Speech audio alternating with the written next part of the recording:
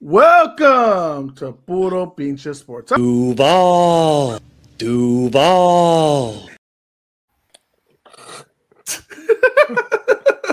That's so cringe. Well, did you miss it? Did you not understand? Were you confused when you saw James on the camera? I was very confused, and then I saw that cringe moment. Very cringe. Oh. Why he look like that? Why he be like that, bro? That's the question. Not really more like all white people look the same. Oh my god! God.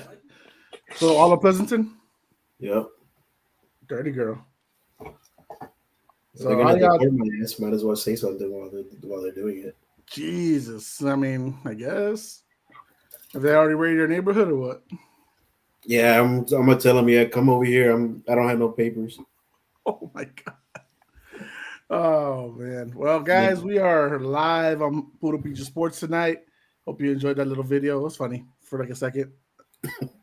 Marco was cringed out, and Alex is very confused as why James is on camera, and he's not on camera on here yet. So it is what it is. Well, I thought my camera had gone out, and I was like, "What the fuck is going on right now?" And you were wearing like the same thing, so I was like, "What the fuck is going on?" This is not the same thing. This is not the same thing. It's nowhere near close. Oh, do you need me to play it again? Well, okay, look. Randy Moss jersey, and welcome to Puro Pinche Sports. Duval. You need to stop showing that. I mean, that's so cringe. What's wrong with that guy? Again, what isn't wrong with it?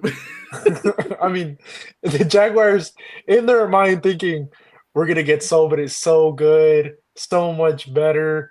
He's gonna change the culture, change everything, and then you get that. Let me ask this. How sad. We've seen other cringy, interviews before. Dan Campbell and his kneecaps, Adam Gase and his fucking eyes swirling everywhere. I mean, some of our successes and some of our failures, we don't know yet about Liam Cohen. We might see, we might be wrong. You're right. Everybody thought Dan Campbell was gonna be terrible. What about Alex's one of his favorite coaches, the guy from Arizona, Gannon? He had that one thing. He's like, "You ready? We're pumped up. We in the bus. We pumped up, right?" And everyone was it's just something about like fire in your gut. Yeah, yes. And everybody's just looking at each other like, "What the fuck? What's this guy talking about?" It's insane. But anyways, guys, Marco, congratulations. Thank you. Your Chiefs are once again the AFC champions, representing the AFC for the Super Bowl for the 5th time. I might add, the 5th time in what, 6 years? Is that right, Marco? Yeah, it's crazy. It's insane. It's unprecedented, or some would say. There's the teams out there, but I mean, it's awesome because it's a young guy who's not even in his 30s yet, who's leading a team to that many Super Bowls at that pace. So props to Mahomes, props to Andy Reid, props to the whole Kansas City organization. Alex, your thoughts on the Chiefs making it a 5th time in about 6-7 years, if I'm not mistaken. Yeah, it's impressive. You haven't seen a run like that in a long time. I think even with the Patriots, it hasn't looked like this at all. As far as the defense has been really good for the past 2-3 years now.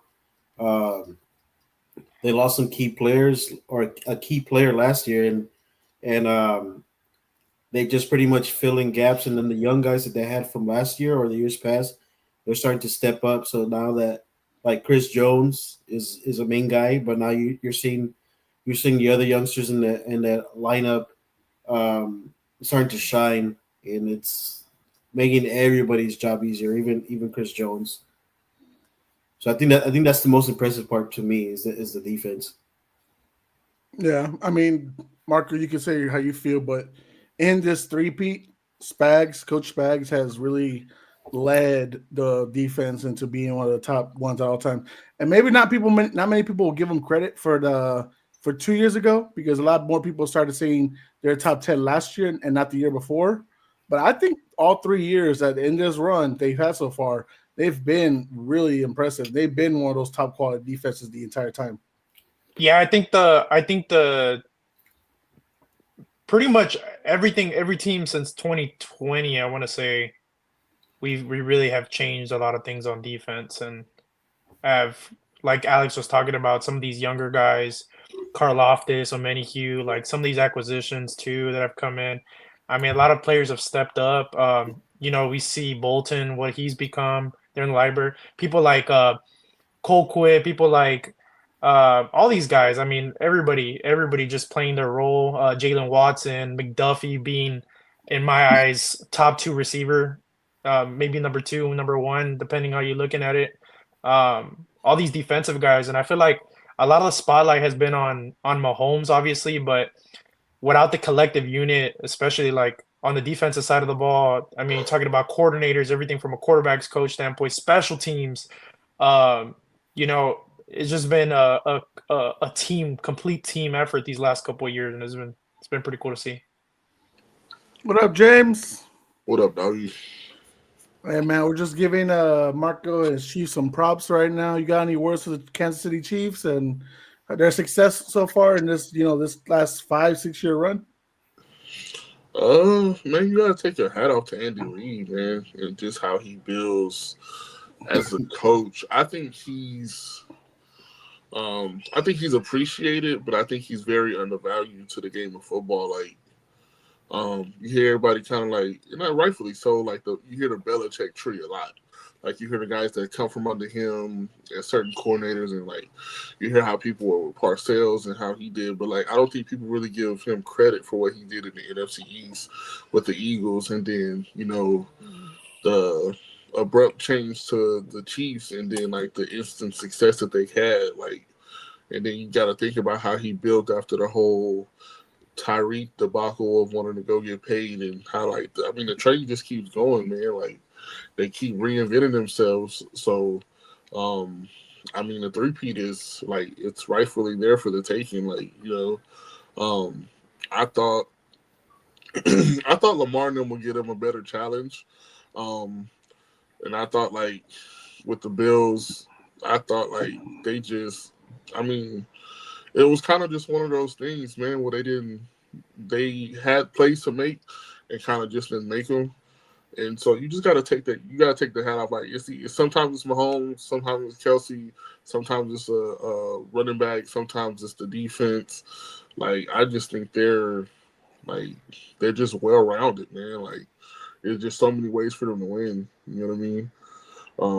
So it's like you just gotta give them props, man. You can't really hate on them. I mean, of course, there are situations and times where we like to, highlight or expose, but hell, that's sports. Period, man. It's always gonna be those plays and calls and stuff like that. But you just gotta respect them, man. You can't hate them. At least I don't hate them the way I hated your Patriots, though.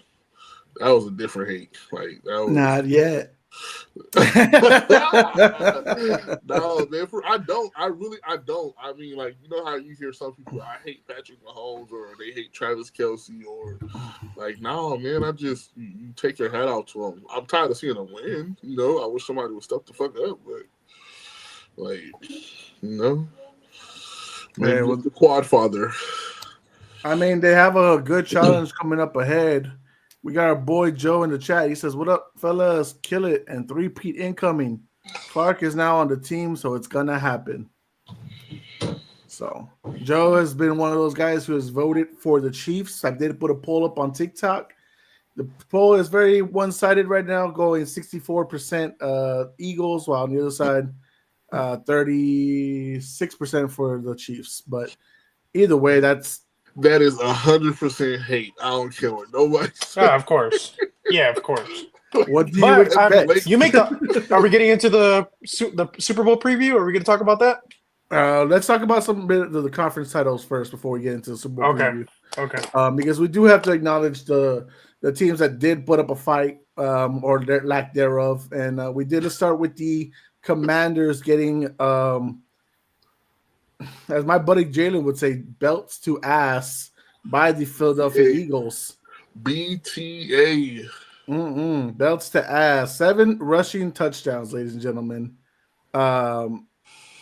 8 total, I believe, but 7 were rushing. I know there was a passing to AJ Brown, 3 from Jalen Hurts rushing, 3 from Saquon, and then 1 from Shipley. So 8 touchdowns you allow. But I give props to this before we give props to the Eagles. Jaden Daniels, you would had a hell of a rookie year, and I think you showed up even in this game. A lot of pressure was on your shoulders, but I think he played very well for his first time. And sadly, the rest of the team didn't show up. You know that defense eight touchdowns. There's not Couldn't really stop much a you can fucking say. fly.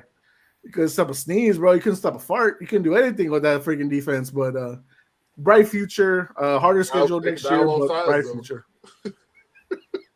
Crazy.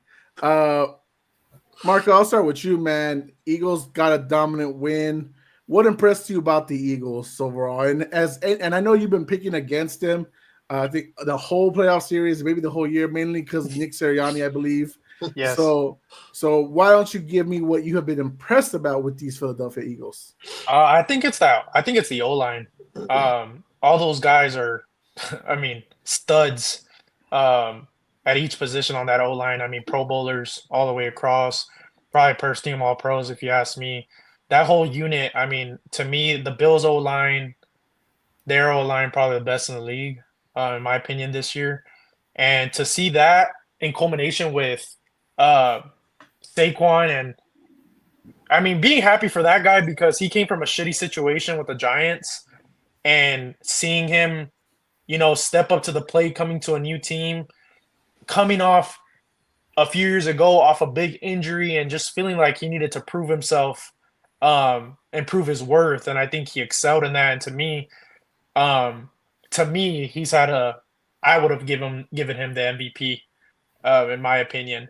I mean, just because of the domination at that position and the pressure on that position, especially the past couple of years with contract talks. You had a lot of guys sitting out wanting to get paid. The running back's not getting paid enough, and he kind of threw that position on his back. And he said, "You know what? I'm going to prove to these guys across the league, like, we have value and we can win games." So I think he's done that. Derrick Henry's in that too, but in my opinion, he's been the star of that team and to me the MVP. And I mean, they roll how he rolls and how that O line rolls. So as far as they could take him, I think they have a shot. But yeah, that's probably what impresses me the most. Our other friend from the People's Debate, Cody Saquon, only person I want to see win Super Bowl MVP. They have to win to do that. If they win it, that is a possibility that will happen. I don't see, respectfully, Jalen Hurts getting that trophy at all if that team does win. Let me transition to hater number 2. Alex, you've been against the Eagles this whole season. And at one point you said they were top 16, and that was when they were like 7-2. So I know now, Shady McCoy's 2 favorite teams are in the Super Bowl, and you're not happy with it. How impressed have you been with both the Skins, the Commies, and the Eagles this season? Well, I mean, it was pretty much a cakewalk because, like I said, Washington wasn't even supposed to be in this position. I would have liked to see Detroit. Kind of figured like it was going to be an easy win for the Eagles, anyways, with the type of people they have. I think it would have been even worse. It would have been pretty bad if Philly didn't come up with a win with all the talent they have. Mm-hmm. That's why I didn't like them because I thought they were overhyped because the way they would play the game. I understand that's a winning way, but at a certain point, it was getting sloppy and they were just squeaking by. Like I said, luckily they played Washington. It was I think whenever what's the name had that long run, Shipley. I was like, well, I guess you could pretty much put anybody in that at running back for Philly because he went untouched. To be fair, that game was already 48-23. I would have gotten a touchdown. They already benched their starters. No, they were still in there. I still saw Bobby they benched Wagner. Saquon. No, I'm talking about Eagles. I'm talking about the Eagles. No, that's what I'm saying. But like, you could pretty much put anybody on that at running back, and they would have had a big. Are we devaluing Saquon? Is that what I'm we're just doing? saying? Look how good. I think Saquon's getting most of the credit, but nobody's giving credit to the offensive line. Like Marco said, Marco's right. I think the line's been the most impressive, and all year long. Everybody's just been saying how Saquon's been running. There's times where Saquon doesn't get touched to the third level, so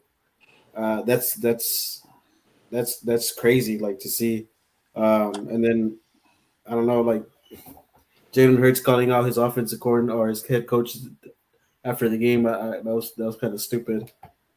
Saying that he was in a straight jacket, that he's been straight jacket in this offense. Dude, just shut up and hand the ball off to Saquon Barkley. You're I not. don't Yeah, think he, he's a glorified. I don't think he meant it as an insult. I think that's an inside joke between them because they both laughed. I don't know. It's kind of stupid. All right. Well, I mean, I asked you for props and you gave me backhanded compliments for them, so I'll take what I can get the whole way. He's a glorified Ryan Tannehill. That's all I'm gonna say. Oh my this year. god! Hands the ball off. Do what you're good at, buddy. You clearly Shut haven't up. seen Alex's comments the last 2 weeks about you saying There's nothing wrong with handing off the ball. No, But there's if- nothing. Yeah, nothing wrong. But if there's a quarterback that is saying that he's nice, bro, he ain't that nice. Like just Yeah. hand off like you didn't see Ryan Tannehill. So let me ask you this: is he a top Right- 10 quarterback right now? This year or like Sure, this year. Let's go with this year. All right. there's not a lot of top 10 quarterbacks this year. I mean, All right. Wait. Hold up. You taking him over Jared Goff? no. You taking him over CJ Stroud? No. Are we talking about Are this you- year? Yeah. Oh. I'm talking about this year. I'm talking about this year. This year. CJ Stroud. You- I'll I'll still take him over. This year? I won't take him about over this CJ. year. I'll take CJ all day. No. He This regressed year. from last year. Yeah, but to replicate what he did in his rookie year, that's kind of crazy for you to say that you expect him to have a leap, like a crazy leap over his rookie year. What he did his rookie year is pretty hard to do. You know, that's the thing. Like people now expect quarterbacks to start blooming quick, like rookie year. Oh yeah, Cam And Ward and it's- Shedeur and Sanders it's- have no shot next year. Yeah, no shot. They have no shot to develop. I don't know what happened to Alex. He died. I don't know, dude. I don't know. That's a hard one. Name me. I don't know. Would you Okay. put him in the top 10? Your top 10? For this year, yeah, I think he had some good games. Like, what are we talking? Like 10 or 9? Like, I'm not saying like he's Okay, I top respect 5. that. I said Yeah, 10. All right, we got my other boy from the People's Debate, Jalen. He's on here saying, "Man, he's an Eagles No, fan." but this That's is your coworker, Marco. By the way. Oh, that is my no. coworker. Hey, you If can you don't find like me. the Eagles, just say that. They don't. By the way, Jalen, Hey, if they you don't. want to They talk don't. sports, you can find me in meteorology. I'm right there. You can find me inside the NOC. I'm right there, West. I'm right there, dog. no, but But anyways, I don't like the Eagles. Go ahead. Go. This Okay, is hater all number right. 3 of the Eagles. Let's go with James, Hello, who's James. rotating all over the place on this camera. Good Lord Boy, have mercy. Got the IMAX Oh, 4D camera. No, but my thing is this: like, I'm not gonna bash Hurts. I'm thinking when you do what you got to do to successfully win games, like whether it's handing off the ball, if it's throwing 5 times, if it's throwing 10, 15, like not every quarterback is gonna be able to go out there and do what Joe Burrow does. Like, you're just not. Like Joe Burrow has to pass 30, 35, 40 times a game. Like sometimes Dak had to do that. Like in the sense of having a great run game, that's why if you look at Lamar numbers aren't great. Like they're cleaned up. But Wait, they're what? Not, they're Talking not about like this year or Bro, last he year? almost. no. I'm he, talking about dude, like as far as passing because there's a balance in their game. Like he's Nah, not, bro, I'm saying like he's not doing what like I'm saying, and I'm not saying they're not great. He had great numbers. He improved a lot statistically. Like he passed well this year, and he also ran well this year. But I mean, when you talk about like the gunslingers of old, when you start looking at like when you talk about like Drew Brees, not Bledsoe, like Brees, Manning, and how they used to Rodgers used to do, where they were slinging it.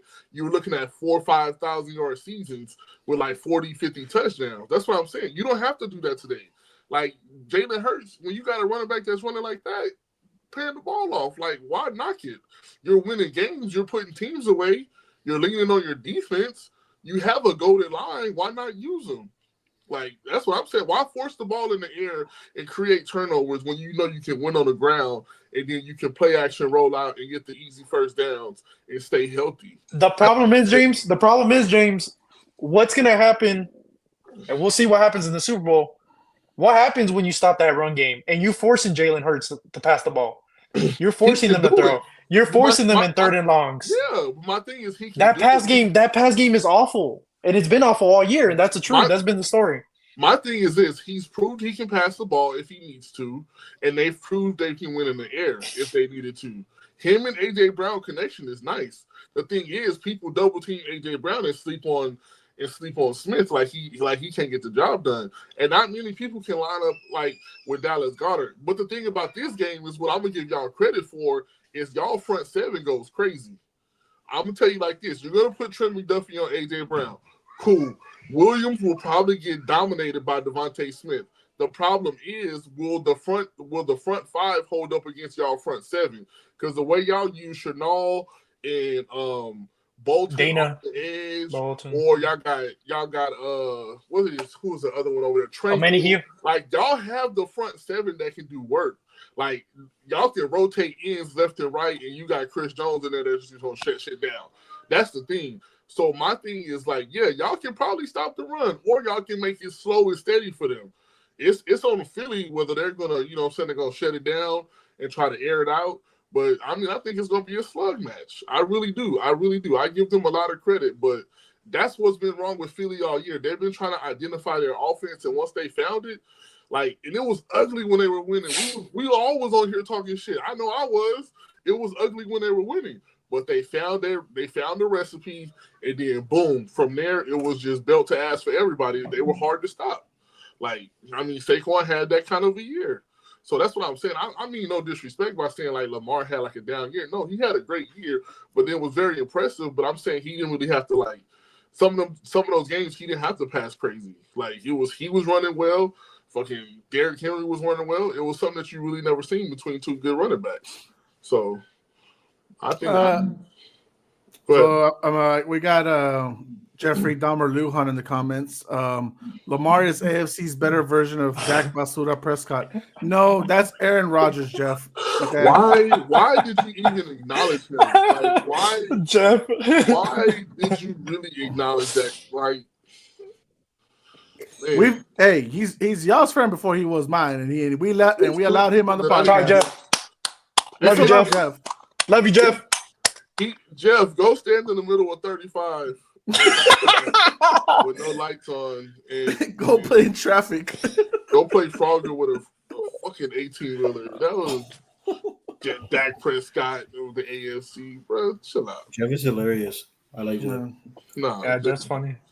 But no, what I'll say is, okay, look, top 10 as in 10 or 9. Like I said, it's Jalen Hurts for me, right?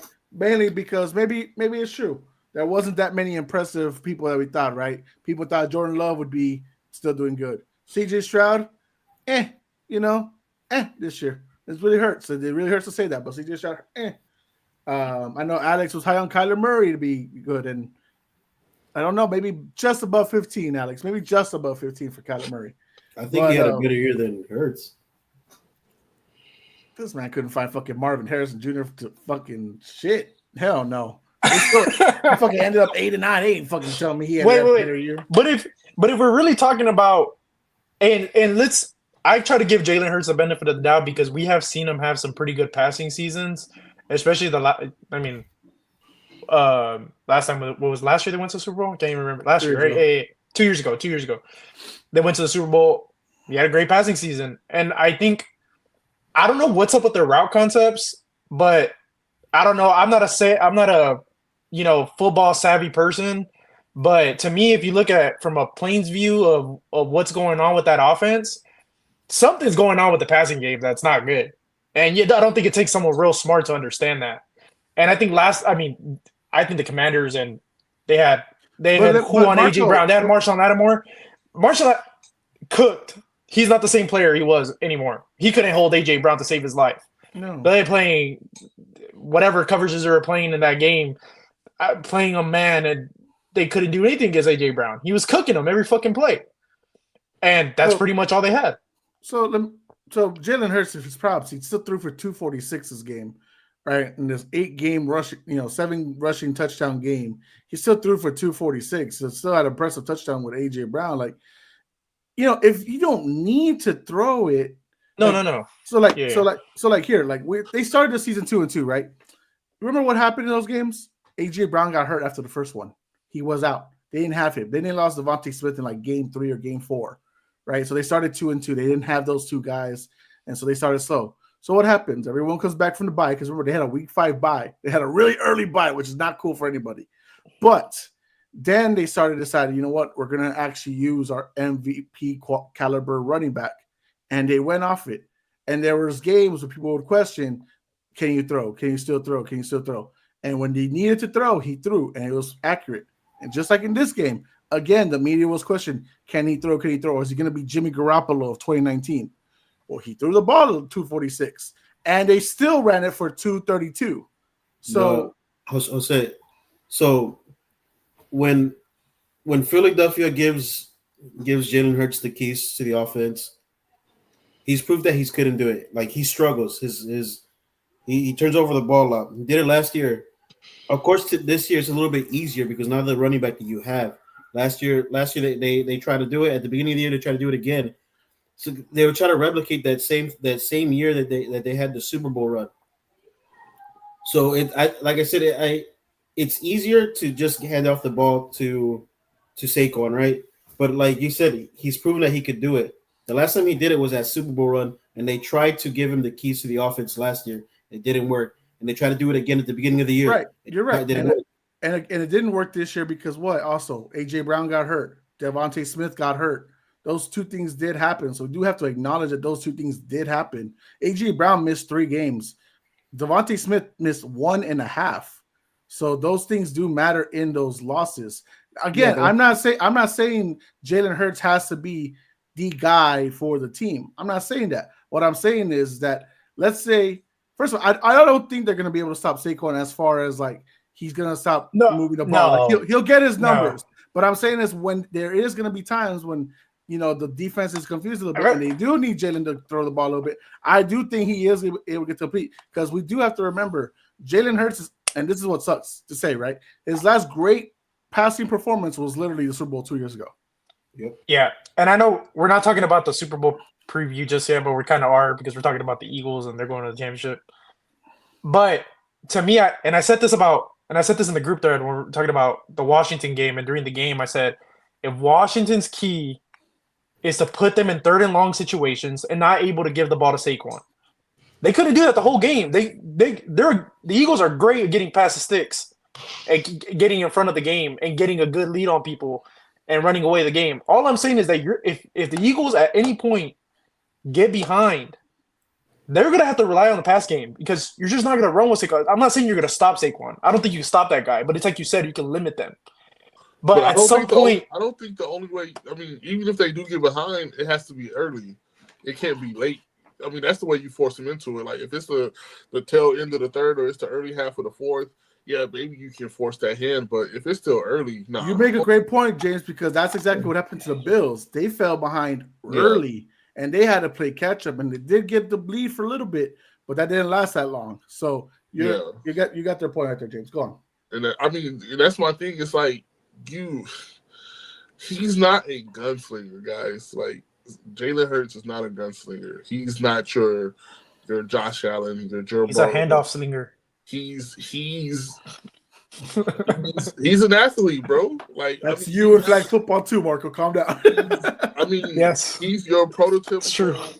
He's your prototypical black quarterback. He's an athlete, bro. Like, and I hate to say it, that's what sucks about. Yeah, that's what sucks about majority of the black quarterbacks that we do have. Like, they're talented enough to throw, but some of them rely more on their legs than their arms. No, I won't even lie, bro. Jalen got a nice arm. Yeah, he got a nice throw. Like, I feel like people talk about Tua and all these other like good Yeah. passers. I'm like, No, and I think Jalen Hurts is a good passer. Respectfully, the way sometimes some people talk about Jalen's passing, it's like if Cam Newton was still throwing, Cam couldn't throw accurately for shit. No, Jalen got a ball. Arm, Jalen got a ball. Accurate for shit. But the thing between the ones that you have now in the league, like Daniels, you look at Lamar. Lamar's progressed over time. Like he's gotten a lot better, and you finally seen the like. I think this was probably his best year to me as far as throwing the ball. I seen him throw a lot of stuff on the money, but like early on, you wasn't having that. He was overthrowing, he was underthrowing. Like you know what I'm saying, he was throwing picks. He was maybe 2 to 3 seconds in the pocket before he started using his legs. I mean, that's how Jalen was early. Jalen Hurts was like that early in his career too. He finally settled in. Like, but I mean, I don't know. I think it's crazy to say like you will just like people will want to see him throw more when they're still having success. Like, oh man, if we're gonna win, I don't give a damn if you put up 50 yards. But we go back to the same thing, James. We go back to the same thing. I'm not saying that. I think you should always play to your strengths, no matter what, right? No matter what, you're gonna play to your strengths. My thing is, what if your strength is limited? And you have to you cannot be one dimensional in football. You cannot be one dimensional. But no, you can't be one dimensional. But they have the staff and they have the weaponry to. All right, this is gonna be the best defense you're gonna play all season. I mean, but that's what you expect. I wouldn't want to play against the top. Could you argue that for both sides? To be fair, like, huh? Could you argue that for the defense? Defense for both sides. So. I believe Philly's probably going to be the best thing that the Chiefs have seen collectively as a unit. Like, because I mean, to me, the Bills just had the front line. But I wish that's why I said that's why I wanted the Chiefs to play the Ravens. The Ravens were more complete from front to back. But I mean, you didn't get that matchup. Like the same thing for Philly. That's why I wanted them to play the Lions because it was almost the same thing. But they were just so hurt and depleted. But as far as it goes, like, yeah, this is going to be the best thing. When I'm telling you, when they got to line up, like, because that's why I said I don't trust y'all corners and I don't trust y'all safeties, but I trust y'all front seven. Y'all apply so much pressure that it makes them look good. Outside of Trent McDuffie, that man is an all-pro. I don't know. Jalen Watson's really good. Yeah, he's coming off injury, but that boy's cool too. Injury, but I'm saying Devontae Smith is a different beast. Like, Devontae Smith is – like, he's really one of them ones. He's a wide receiver one that's playing wide receiver two. Like, that's different. So that's what I'm saying. If y'all do just so happen to slow Saquon down, the world is gonna see what Jalen Hurts is gonna do. I can't sit here and be like, oh, he's finna light their ass up. No, I don't know. Because if he don't have the pressure, if he gets pressure and he don't have time to throw, then yeah, you're looking at a one-dimensional game. Well, they gotta rely on Saquon Barkley. You know what I mean? But it's gonna be a good front four versus a good front seven. And I think vice versa. I think it's going to be the same way for the other side because you got those guys like Nolan Smith, Zach Bond, you got Jalen Carter, you got Graham, you got Josh Sweat. Like, we're going to see who really gets active. So whoever can apply the most pressure, that's I think that'll be the team that's going to win. All right, I'm going to go some comments real quick before we continue. Cody says, "You crazy if you think Hurts will be anything as good as Stroud with Stroud's O-line." I'm not saying that. I'm not questioning that Stroud would be better. I'm just saying this year that O-line, did suck for Stroud, but at the same time, Stroud did not play as well this year. So I'm talking about this year. I'm not trying to, what if situations. We don't know. But as of right now, this year, Stroud did not have a better year, in my opinion, than Hurts. Stroud with Eagles O-line would be top 5. Yeah, and a lot of QBs would. Look at fucking Jared Goff. A lot of people thought he was top 5, and it was only because of the O-line. You could put Cole McCoy behind that O-line. It'd probably be good. Hell no. I'm just saying. Like, that's crazy. It's Trubisky. Do they try to pass more in Super Bowl, though, now that since KC's run defense is way better than Washington? No, you don't. No. You don't get away from your game plan. That's crazy. My God, why would I get away from Saquon? Oh my God, that's so stupid. If they start, I'm not saying you're stupid, Cody. By the way, I'm just saying that would be a stupid idea if they thought about that. I would be. I can tell you what the Chiefs are gonna do right now. They're gonna play man. They're gonna stack the box. Saquon, come beat me. That's crazy. Jalen, throw the ball. That's what I think. Beat our corners. Beat our safeties. Go ahead. Beat our secondary. I can't wait for this fucking game, bro. This is gonna be fucking good. It's gonna be good. This is gonna be fucking good. Ooh. If Devontae Smith get active early, I'm gonna be like, I told you so. I don't think you get active. You go go to the weight room, put on some weight. That's what you need to do. Be What are active. you in there. fucking Be hitting active. Devontae Smith Be active in the for? weight room. He's my rival this week. Next week. He's my rival. I get to talk shit. After that, though, I really like Devontae Smith outside. Be like really Alex and Devontae just Smith, hate though. on Shady McCoy. It's fine. Like, I like Devontae Smith more than I do AJ Brown. Shane McCoy actually. Why? Shane McCoy fucking puts his name on projects and acts like he did something. AJ Brown pretends to read. Oh, Anyways, that man ain't no. And I don't even know how he could be considered a chief. I don't care if he won with him or not. That man got a participation Twice. With Twice. the Bucks and the Chiefs. With the Bucks and the Chiefs. Who? He's not a champion. I can't Shady even McCoy. say that's Shane crazy. McCoy. Oh, Shady McCoy. He's a fucking idiot. That's Alex's favorite person. He should Favorite player. Those should be null and void. He shouldn't even be able to say he's a 2-time champion. And this podcast, Alex is the Chase Daniels of the pod. Why would you do that? Why would he not be? You're James Jones. I'll be Shady because I'm annoying as fuck. And then Marco's over here, Emmanuel Acho. He has joy in his life. Damn, you got joy. Hey, can I be honest? Don't go. I mean, but if that means, hey, but if that means, watch your mouth on here before she watches it. Hey, please do. I'm just saying, dog. I don't mind. I'm trying to save his relationship a little bit. So- Hey, Glenn Taylor, my address is. I'm just saying, if you, I can go, bro. So it's straight joy. Oh, dude. Straight skip. Oh, man. Oh, man. We're putting out You somebody else. Jesus. Oh, Wait, my who's God. so 7? Huh? Who's so 7? No, I said I'm Shady. I'm a hater. Drewski, fucking shut up. Drewski's not on Fox. They won't let him on Fox. That's crazy. 3P coming. I'm just looking forward towards the halftime show at this point. Joe, either you're in it or you're in it. Just enjoy the game. I get it. You don't want the 3P to happen, but at the same time, you don't want your division rivals to win it either. That conflict of interest. I get it. Yeah. I get it. Nah, I'm rooting for the division. I was happy to see that though, because they call us dumpster fire, and then you get two of the division rivals in there. You know what I'm saying? I would never go for my division rival. Like I told Viviana, I'm not cheering for no damn Bills. Like, fuck no, never. Cody says Texans' best defense against the Chiefs was when they had 12 guys on the field. Oh man, Talking about whenever they call a penalty on them. Joe, on the people's debate, God, who is who? Let's talk about the refs. Go ahead. I mean, just get it out the fucking way. We nip it in the butt right now, dude. What do you mean? He's talking about the facility, fool. He ain't talking about the refs. Why are you so mad? You know it's true, bro. No, it's you just trolling. You just troll. I'm not. That's why you're a naysayer. You're a naysayer. I'm not trolling. I'm saying y'all get. You troll. Y'all get away with certain. I'm not taking away from y'all team. Y'all have an excellent team, but you cannot sit here and tell me that some shit that you be sitting there looking at me like, damn, that saved us right there. Hell like, yeah! Hell yeah! Man. Hell yeah! Look, I just no. I'm honest. I just need you to be like, yes, I admit it. But let me explain something. Let me explain something though. No. Listen, why? No. You no. No, listen. Just say it. Just say it. No. Say it. Wait, hold on. James, before you go on. People answer this real quick. Who gets more roughing calls, Josh or Pat? Hold on, Marco. Let James do it. Let James do it. Who gets it more? Who gets the most calls? No, it's Josh. It's statistically Josh.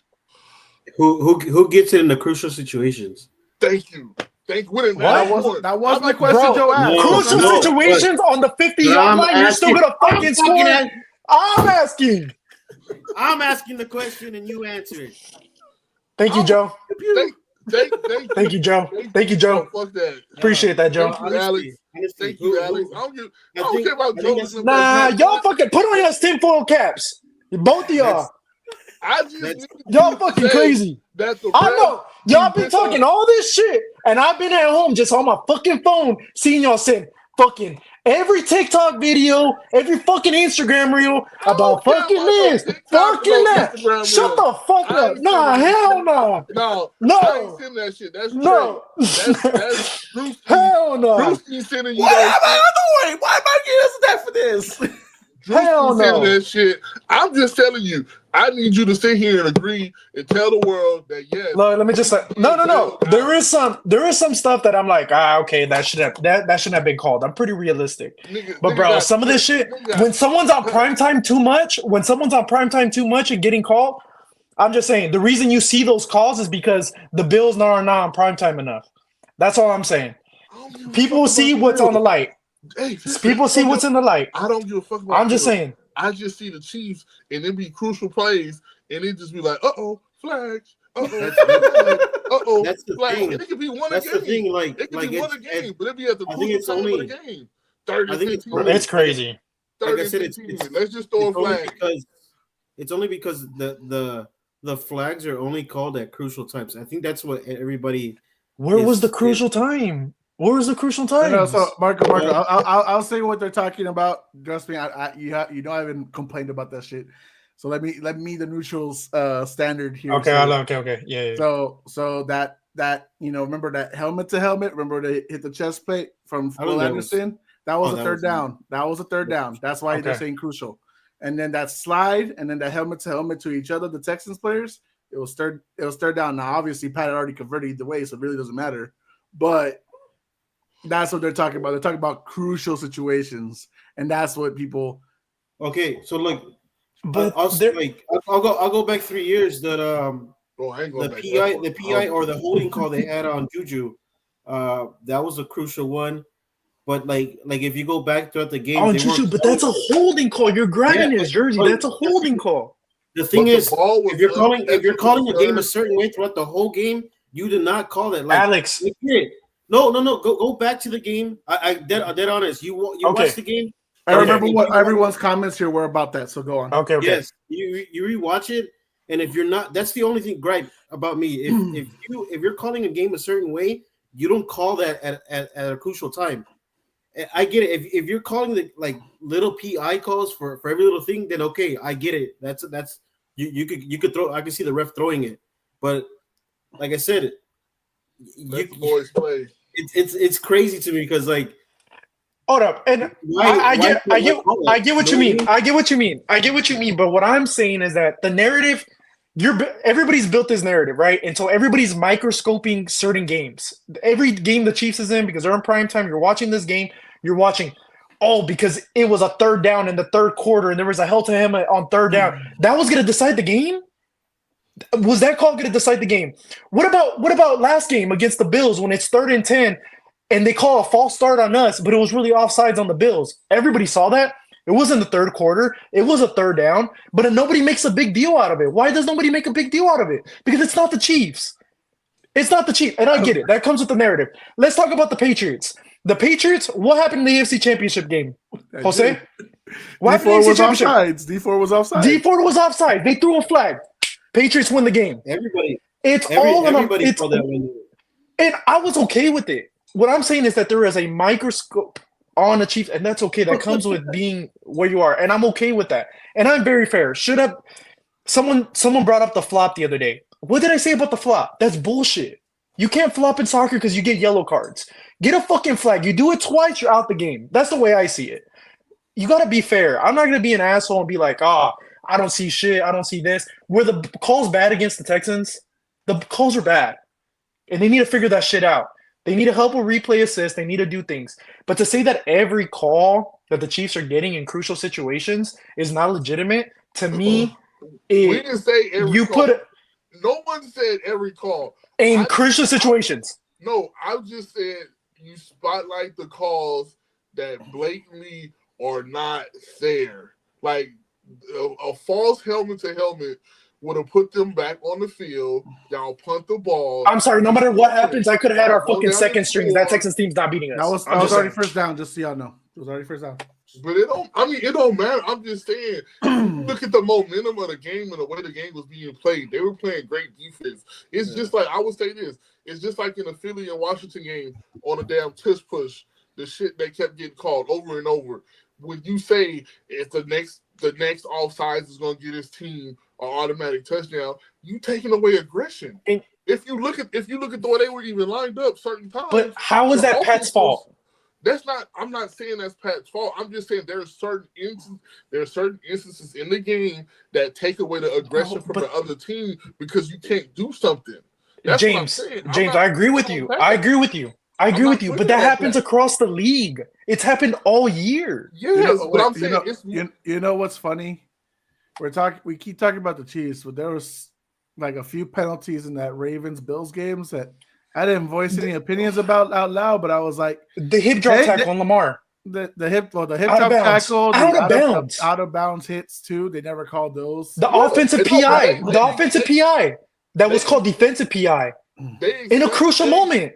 They explained some of these plays throughout the game with what's my boy name? Jose, what's his name? Gene Steratore, but they were penalties. They were that's what I'm saying. They are penalties, but it's like you got the wrong. These comments are funny. But you get the whole point that why Marco's mad because no one's looking at them and bringing up their shit too at the same consistent level as people are nitpicking Chiefs calls. Real quick, Jose, I'm not trying. And first of all, like I've been real quiet about this. I said some stuff in the group message, and I've kind of just sat back and y'all legit. Your team's going for a 3. Okay, where's your team? Where's your team? Yeah, fucking hiring coaches nobody knows. Shut up. Sit down. Go to sleep. Go to sleep. Y'all ain't winning for another 30 years. Shut up. Anyways, hey, wasn't you a fan? Hey, Joe, nothing against you, but this guy's talking. I know you a Cowboys fan, and I hope the best for y'all. But this fool get on my nerves. No, this is what I'm saying. Jose, drop the real, Jose. All I'm saying is that I try to be fair. I try to be honest. And I think that I have not defended the Chiefs at all this season until now. And I finally spoken up on the podcast. It's just enough, bro.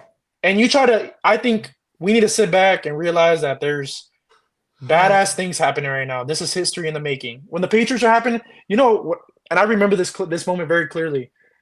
When the Patriots played the Rams, and I was at Jose's house, and we were sitting back and watching that comeback.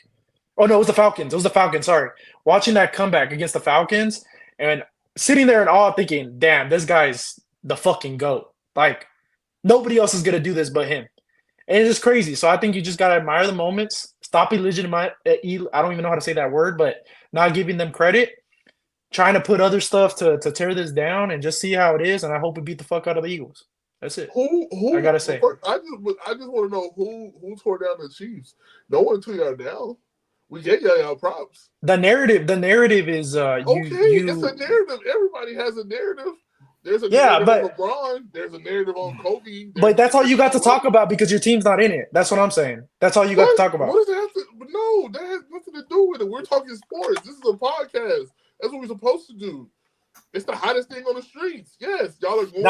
I'm not talking about that. I'm just saying y'all been going off. That's all I'm saying. Y'all been going off. You talk about all around the world, not just y'all. When I say y'all, I mean everybody. Everybody's been going off. Oh shit. The gods don't want me here. Bro, I'm not even talking that much. I'm gonna stop talking right now. Guys, let's take a 10-second intermission, okay? 10 seconds. Welcome to Puro Pinche Sports. Duval. All right, everyone calm down. Yeah, we're good. That was great. Well, maybe play that again. That was terrible. I know, exactly. Okay, I finally got that off my chest. Thank you, everybody, for letting me get off that chest. All right. Thank you for letting Nick Greg talk and get his... Thank you. Sometimes you just gotta let the titties flow, you just gotta let them loose. You gotta take out the I needed that. That was like for me. So I appreciate that. Now y'all can talk about whatever. All right, we got comments. Go ahead, Alex. Go ahead. No, I would feel I probably feel the same if I was Marco too, like getting that extent being a fan of one of the best teams that we like. I don't even think the Patriots had this kind of hate. Honestly, no. The Patriots hate was pretty bad. No, I know what you mean. The Patriots have never been in that position like this. Now they're legitimately one game away from being a three-peat. Patrick Mahomes is one game away from being in the books with Michael Jordan of being one of the athletes going 3 in a row. So you know what I mean? It comes with a lot of hate. And Isaiah Thomas hated Michael, and he still does. Still to this day, yeah. Well, I mean that's because Michael kept them off the Olympics. To be fair, that dream team. All right, let's go back a few minutes from some comments here.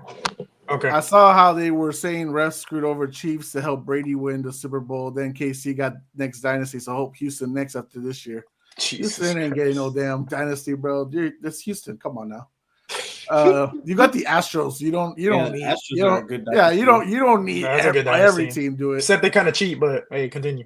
Hey, if you ain't cheating, you ain't trying. Remember when the Bills traded away the 10th pick to the Chiefs so they can get Pat? Petrus Farr remembers. And they also traded freaking for Xavier Worthy too, So it's haunting the Bills right now a lot. I think I saw what's the name? What's the quarterback from the one that you just called me? What's the name? Mitch What's the Trubisky? name?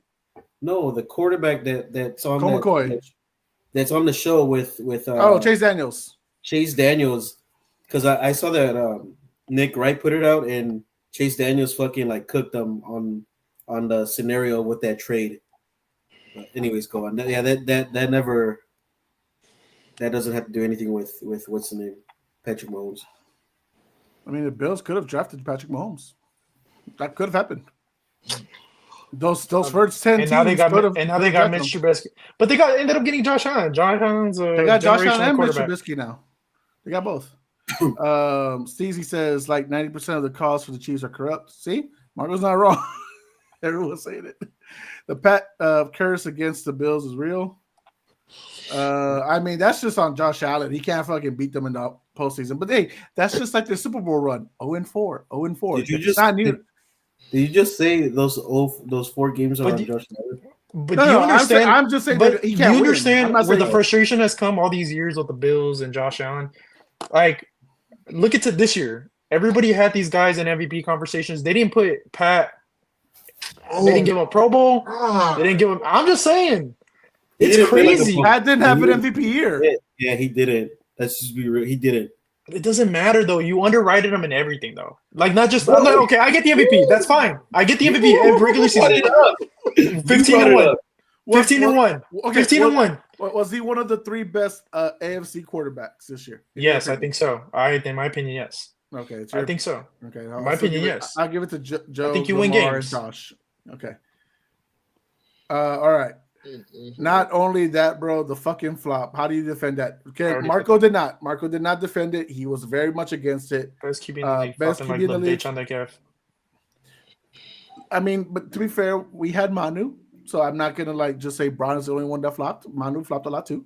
The flopping obviously indicates even Mahomes knows he's getting BS calls, and he admitted that. It's like he probably shouldn't have done it. Wouldn't you play to your advantages? I think anybody here who was a competitor would play to their advantages. You know who flops too is Caleb Williams. Yeah, Josh Allen. Look how I saw a freaking whole thing of like 10 plays of Josh Allen flopping. Caleb Williams flopping. All right, Jeffrey Dahmer Lujan. I don't want to hear about officiating from Kobe and Wade supporters. Shut the fuck up. You have Danny Green in your top 10. Shut the fuck up. I don't want to hear dumb fucking shit from you. Fucking man, Marco acting like Mad Dog. Doug. You look like Mad Dog. Okay. No, he looks like freaking Hornswoggle. Oh Jeff says, I agree with Marco. There are questionable calls every game, but these KC games are looked under a microscope. Welcome to the Patriots dynasty life. I'm not talking about the Chiefs. Well, we're going to talk about the Super Bowl preview in a bit. Get it if it happened every once in a while, but how does it go for in y'all favor every game?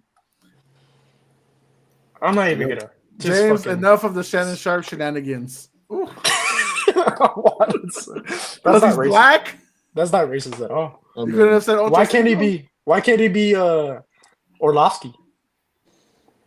Orlovsky doesn't act crazy. No, I would not run out the back of the. I'm saying because why did they say Shannon Sharp? As a Spurs fan, Pop taught us to beat teams even when the refs are helping the other team. Instead of the Bills making a first down, hold on, as close as it was, get 3 yards and beat the man. Jeff, You or something. Jeff is Like, funny, how do bro. you compare? How do you compare that? Like, how do you cross-reference sports that bad? Like, that makes no fucking sense. Like, if you read that out loud, you made us do that shit. Like, come on. Hey, I lost some brain cells reading that shit out loud. Okay. So like, God. did you see But he that makes a good point. Did you see that he put all Stop. Spurs games is on, guys, on our Huh? group chat? Whenever he said the Spurs games is on, guys, FYI, I was like, yay, Yeah, I know your sarcasm. I could tell. fucking dude. Nobody You've still gives been a to more fuck. Spurs game than me, dude. No, I haven't. I've only been to like 2. I saw you at one. That's Yeah, like the Alamo Dome one. You're a huge Spurs fan. fuck, man. Look, I don't. Jeff is making me fucking hate the Spurs, like for real. I'm starting to hate the fucking Spurs. You were hating him before Jeff was even on the pod. No, fuck that. I never heard so many James, shit show him about that logo. Ginobili, Show him that logo, James. Ginobili, this and that. Fuck no. I like Ginobili, and then to say that Ginobili won that shit by himself, does he not know there was like fucking 4 or 5 NBA players? Hey, no, talk about what? Hey, Jose, what we're not gonna do is let him go on a rant like that. We're gonna cut that That's shit off fucking right that's now. stupid. Come on, That's hey, so regular stupid. video, I am the 10 man of the seconds. people. I am man of the people. I will allow everyone to have their free speech, even if they're stupid as fuck. We need to reveal the dumbasses Yes. in the world. We need to. And there's a lot of us here, including me. Oh my Including me. god. Yeah, speak for yourself. Cody, I think he was laughing at the video I put up. Thank you. Oh Thank you. man, Duval. Ding ding, school's in. That was Magic, not MJ. On hating on Isaiah hating. I guess No, I think he really hates MJ though. No, they do. They hate each other. They hate like really bad. Swipe of Fox coming to SA. Never knew his wife is from SA. De'Aaron Fox. That's cool. Oh shoot! He with the Latino or what? Yeah. he's from Houston. Oh So yeah. it's possible. We The should two- fight him in fucking two- Marbach. That's Hey, fucked up. just let him know we got some good taco spots. Don't talk about the Marbach hoes like that, bro. Okay. He was like, Yeah, Jeff says it daughter. was an 11 a.m. Paris game. Okay, we need I to watched the do first one. I didn't watch the second one, to be fair. I thought the first one was pretty cool. Can you believe he said the officiating was bad in that game? After the first game, he didn't say nothing. So all of a sudden, when you're losing, it's bad officiating. Don't ever take no officiating. Oh, Wait. I wonder how ironic, Alex. Yeah, That's crazy. I can't believe you just said Wait. that. Are you saying Tyrese Halliburton gets the calls? I don't know. I wasn't watching the fucking game, but it was so ironic that he's saying that the Spurs weren't getting no calls the second game after the first game went so well for them. Oh, I think somebody just popped in. They don't know what we're What talking up, Milton? He says, "Yo, fellas, what's the topic?" Milton, you just missed Marcos versus Alex and James on the ref controversies. We have already given up the Eagles some props. Well, Alex gave them backhanded, props, but it is what it is.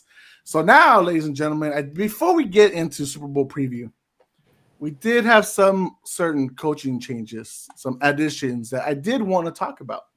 That does include James's own Dallas Cowboys.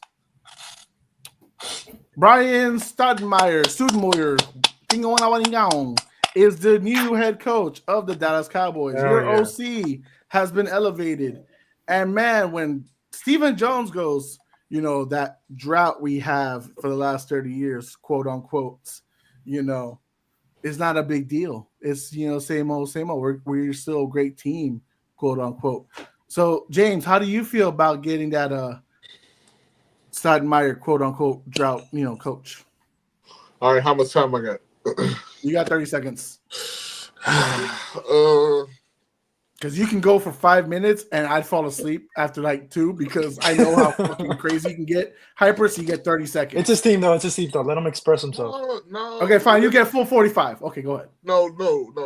Like, in all honesty, I'm not surprised. It's like I say for the simple fact that with all the hate I've given Mike McCarthy over the last 2 years and the chance we had to get rid of him, we didn't do it when there was excellent coaches available. Like we knew we wasn't gonna let him go to the Bears, but we also didn't reach out to, I mean, some of the hottest QBs out. I mean, the hottest coaches on the market. Like we never talked about a Ben Johnson or a Vrabel or a Pete Carroll, Aaron Glenn. or Aaron Glenn, or we didn't think of we didn't think of talking to Belichick, like with more of an intensity, or like the whole Dion thing was kind of just like smoke and vapors. Like we didn't really reach out to nobody to bring nobody in. Like it was never nothing serious. So I already knew that we were gonna do a whole in-house thing. And just with that being said, like it's nothing too. It's not shocking to me because it's just like going all in and not bringing anything in. Like you know what I'm saying? So it's like when it comes to Dallas, bro, I'm a fan, but I'm not really surprised by.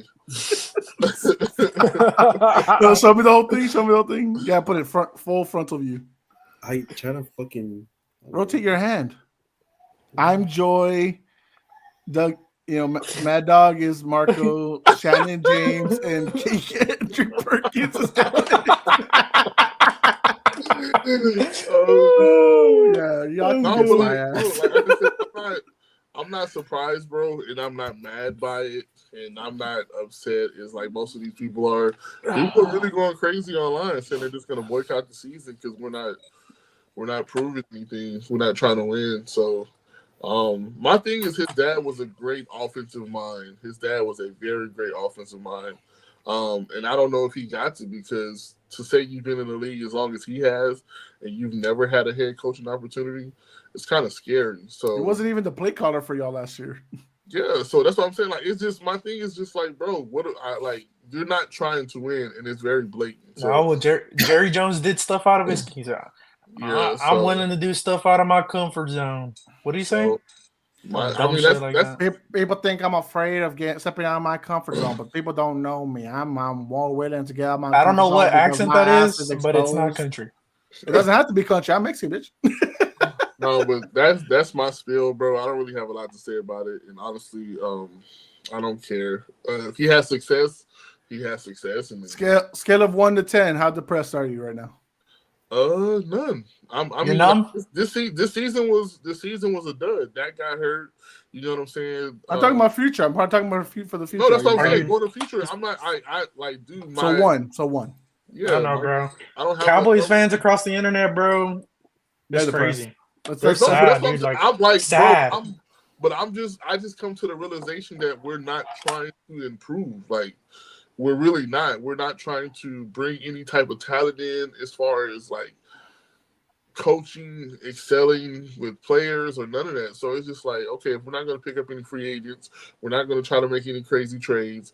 We're not going to try to go sign nobody in free agency. We don't want to hire any effective coaching. We are not trying to win. You are selling a logo in old history. So if that's what we're going to do, I'm going to just be a casual. I like the Cowboys. I actually love the Cowboys, but I would just root for good football in my fantasy team and my prize picks. You should switch teams immediately. All right, let's go to the comments real quick before we go to Alex, honorable Cowboy fan. I said Wemby gonna get that Timmy treatment. If you know, you know. As in, he won't get the calls because he's just too good. Joe says we suck again. Waterboy voice. He wants you to go off. He wants you. He wants you to sell your truth. I can't. Jeff says full tank mode for the boys. Y'all ain't tanking. That's the problem. Y'all are gonna still be like an 8-9, 9-8 team. Y'all ain't tanking. Y'all. That's the sad part. We suck at winning. You're gonna be in the top 15 of fucking picks still. You ain't gonna, and you're not cutting Jack anytime soon. And he has a no trade. You better hope. Your only hope is Jerry Jones getting the bird flu at this point. Oh shit! Yeah, that's what James was going to inject him with. Honestly. Jerry didn't want to pay the 10 million buyout. Jerry wants a puppet, and Shotty will be that tank for Arch. You ain't gonna get Arch. I'm telling you, y'all not gonna be that bad to get Arch. Y'all are not going to be that bad. Dak is still gonna be a good quality quarterback. You still have a good defense. You still have CeeDee Lamb. Like you're not taking that low, bro. These comments crazy. Somebody can come off the edge. Nope. And blow that man's back out the way they did Romo. And we might have to get Archie.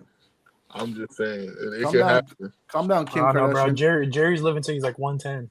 Joe I says, think I'm a it 10, was. bro. I would have been happy with little killing more. I think Jeff blew out Tony Romo's back. Hey, Oh my God. Kellen Moore living his best life over there with Philly. He ain't even Yep. thinking about Dallas no more. Well, Kellen Moore might be the Saints' new You head don't even coach have to very do anything soon. and they're winning. New Orleans might be getting Kellen Moore, so that should be funny. Bro, the Oh my shots that God. this man is firing. Steezy got a comment. Cowboys hiring Pleasanton Eagles coaches now, or what? So he's Hey, gonna, they're they're gonna call up looking for Alex. coaches right now. Steezy, they're looking for a head coach right now. They're calling up Alex as we speak. Cowboys need Scatterbo. I mean, maybe in round 3 or 4, maybe they'll get him. You think We'll he see. goes that low? That's what he's projected right now. That's disrespectful. Yeah. That's I what he's don't know, projected. That's bro. disrespectful, boy. But at this point- Hey, someone might take a leap. You never know. The Raiders need a running back desperately. Tom Brady's trying to do something with that team. he said he going after the defense. Watch, we bottom 8 team. The cap is bad for us, and the O line needs a big leap. You ain't gonna be bottom 8. Trust me. It's You just are a not bad going. situation. It's just a bad situation. I mean, Y'all I didn't just even feel tank bad. right this year. Y'all still went what? Fucking 7-10, 8-9. Y'all still didn't know how to fucking tank Yeah. this year after Dak went down. I was gonna say is they wanted this. Every Cowboys fan wanted Mike gone, and I said if he leaves, trust me, y'all gonna regret it. Didn't I say that? And look, now everybody's like, man, we don't even know who the coach is now. I'm like, I told you guys, like, you don't want Mike gone. Look, the thing was to always get Sanders. This is what this hire means. They want a bridge. It looks like they want a bridge head coach. They do. They're just waiting for Sanders to be ready. Obviously, he had a meeting there. He wasn't ready. I knew he wasn't going to be because the way his meetings were in Colorado, he just wasn't ready to come out yet. Is that what Joe was talking about? The $10 million buyout? Is that what it is for? To get Coach Prime out. Yeah, it's a $10 million buyout out of Colorado. No, that's $10 million. He wipes his ass with it. He gives fucking. Well, $60 too. million. Colorado Yeah. just got better. They He got literally just give Dak $60 million for doing. That's what I'm nothing. saying. Like Sanders is just not ready, and they offered Mike a contract, but they were going to give him a 2-year contract. He didn't want that. He wanted something long term. So and they wanted Jason Witten to be the. I mean, the Cowboys could have had Vrabel or Bill Belichick right now. It's like James said from that year before. From that year before. I don't think the year before last year. Yeah, that's what I'm saying. The year before. They got what they wanted. They wanted Mike gone, and this is what happens. In the pros, he's Peyton Hillis. Hey, good Lord! If he can be Peyton Hillis, this with a longer career, that'll be good. That'll be good for football. I wanted Mike gone the year before in the blowout to the Packers. So do the Cowboys know who their OC or DC is going to be?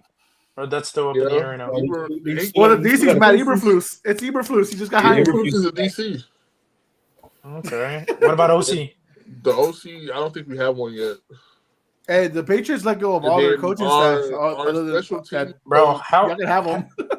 Has anybody picked? Coach is the guy that was San Francisco's DC, which is I don't know if you know who he was, but he played for he played safety for the Chargers. Sorensen, I don't know his first name, but he was a white boy. He played safety for the Chargers for like a good.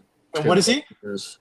He's going to be our special teams coordinator. We don't have an OC yet. Sorensen, yeah. He played with the Chargers, and I think he might have played with the Eagles a little bit too. He was a safety. I don't know if he was a free safety or a strong safety.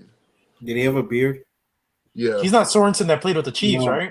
Sorensen. It's You know what? I think he did play with y'all too. He played with the Chiefs. He had that fake punt stop against the Texans. Yeah. He played with y'all too. When we had that comeback. Yeah, Sorensen. So, yeah. He's gonna be our people hated him. Nick Sorensen is the special teams coordinator. Yep. Yeah. We lost our special teams coordinator to the Titans, and then we lost Al Harris to the. Did he go with the Bears, Alex? Yeah, he's with the Bears now. He went to the Bears. Dude, how has nobody picked up? Has anybody picked up Lou Anarumo? No. Yes, that guy's a stud, dude. Yeah, someone did. Who was it? Let me look it up. He's already been picked up, but yes, Lou Anarumo Bro, got I picked was up. I was wondering who's gonna pick him up He got because picked up immediately. To be honest, like literally, like a few yeah, days I'm not later. surprised. The Colts got him. Oh yeah. Yes, that's right. Okay, damn, Yeah, no. Ben Jones. good pickup for them. Lou Anarumo was not the problem since it was a fucking front. It's the front office and it's the fucking head coach. That's the whole problem since Yeah. it's Zach not Lou. Taylor watching Lou the did fucking his game like a Lou tool. did his thinking they were gonna best get with in. what he had. Yeah. Cowboys are better with Pop Warner Rattlers coaching staff at this point. Cody says, "Do Cowboys fans even have faith anymore at this point? Even after Jerry Croaks? No, because Stephen Jones still lives. Jerry he Croaks. doesn't think there's a drought, So Yeah. But let's move on. We talked about the Cowboys. We gave them 10 minutes, and that's more than they deserve. The Raiders, Tom Brady's Raiders, have hired Pete Carroll as their new head coach. 75-year-old Pete Carroll is heading to Vegas. And Marco, how do you feel about that? You have a hell of a coaching staff in the AFC West. Oh, I mean, it's gotten super. Yeah, I mean, I mentioned this in the group chat again. I mean, the AFC West is about to be the best division of football again. I mean, think about it. Pete Carroll, you got Sean Payton, and then you got Harbaugh with the Chargers. I mean, it's going to be completely stacked. I mean, that's good for the Raiders, man. I mean, I feel like Pete Carroll's a culture guy, and they need a set of culture over there to get things going. Do I think it's going to be a turnaround so quick? Probably not. It's going to take some time. But they have some key pieces. You know, they got Max Crosby still. They got a young tight end, which is probably the best tight end in the league this past year. They just need a quarterback and maybe a bridge quarterback. So maybe Russell to the Raiders. We'll see. Maybe a little bridge quarterback action. Quarterback, running back, O-line. They need a running back. Fix up that O-line. Listen, y'all was wrong about the Chargers. Me and Jose was wrong about the Broncos. Hey, I don't think this is gonna take as long as it really takes to get these Raiders turned around, bro. They got a good defense. They need an O-line. They need a running back. Can we get a quarterback first, James? Before we start talking about it, let's see what the draft does. I'm just saying, it's not gonna be all right.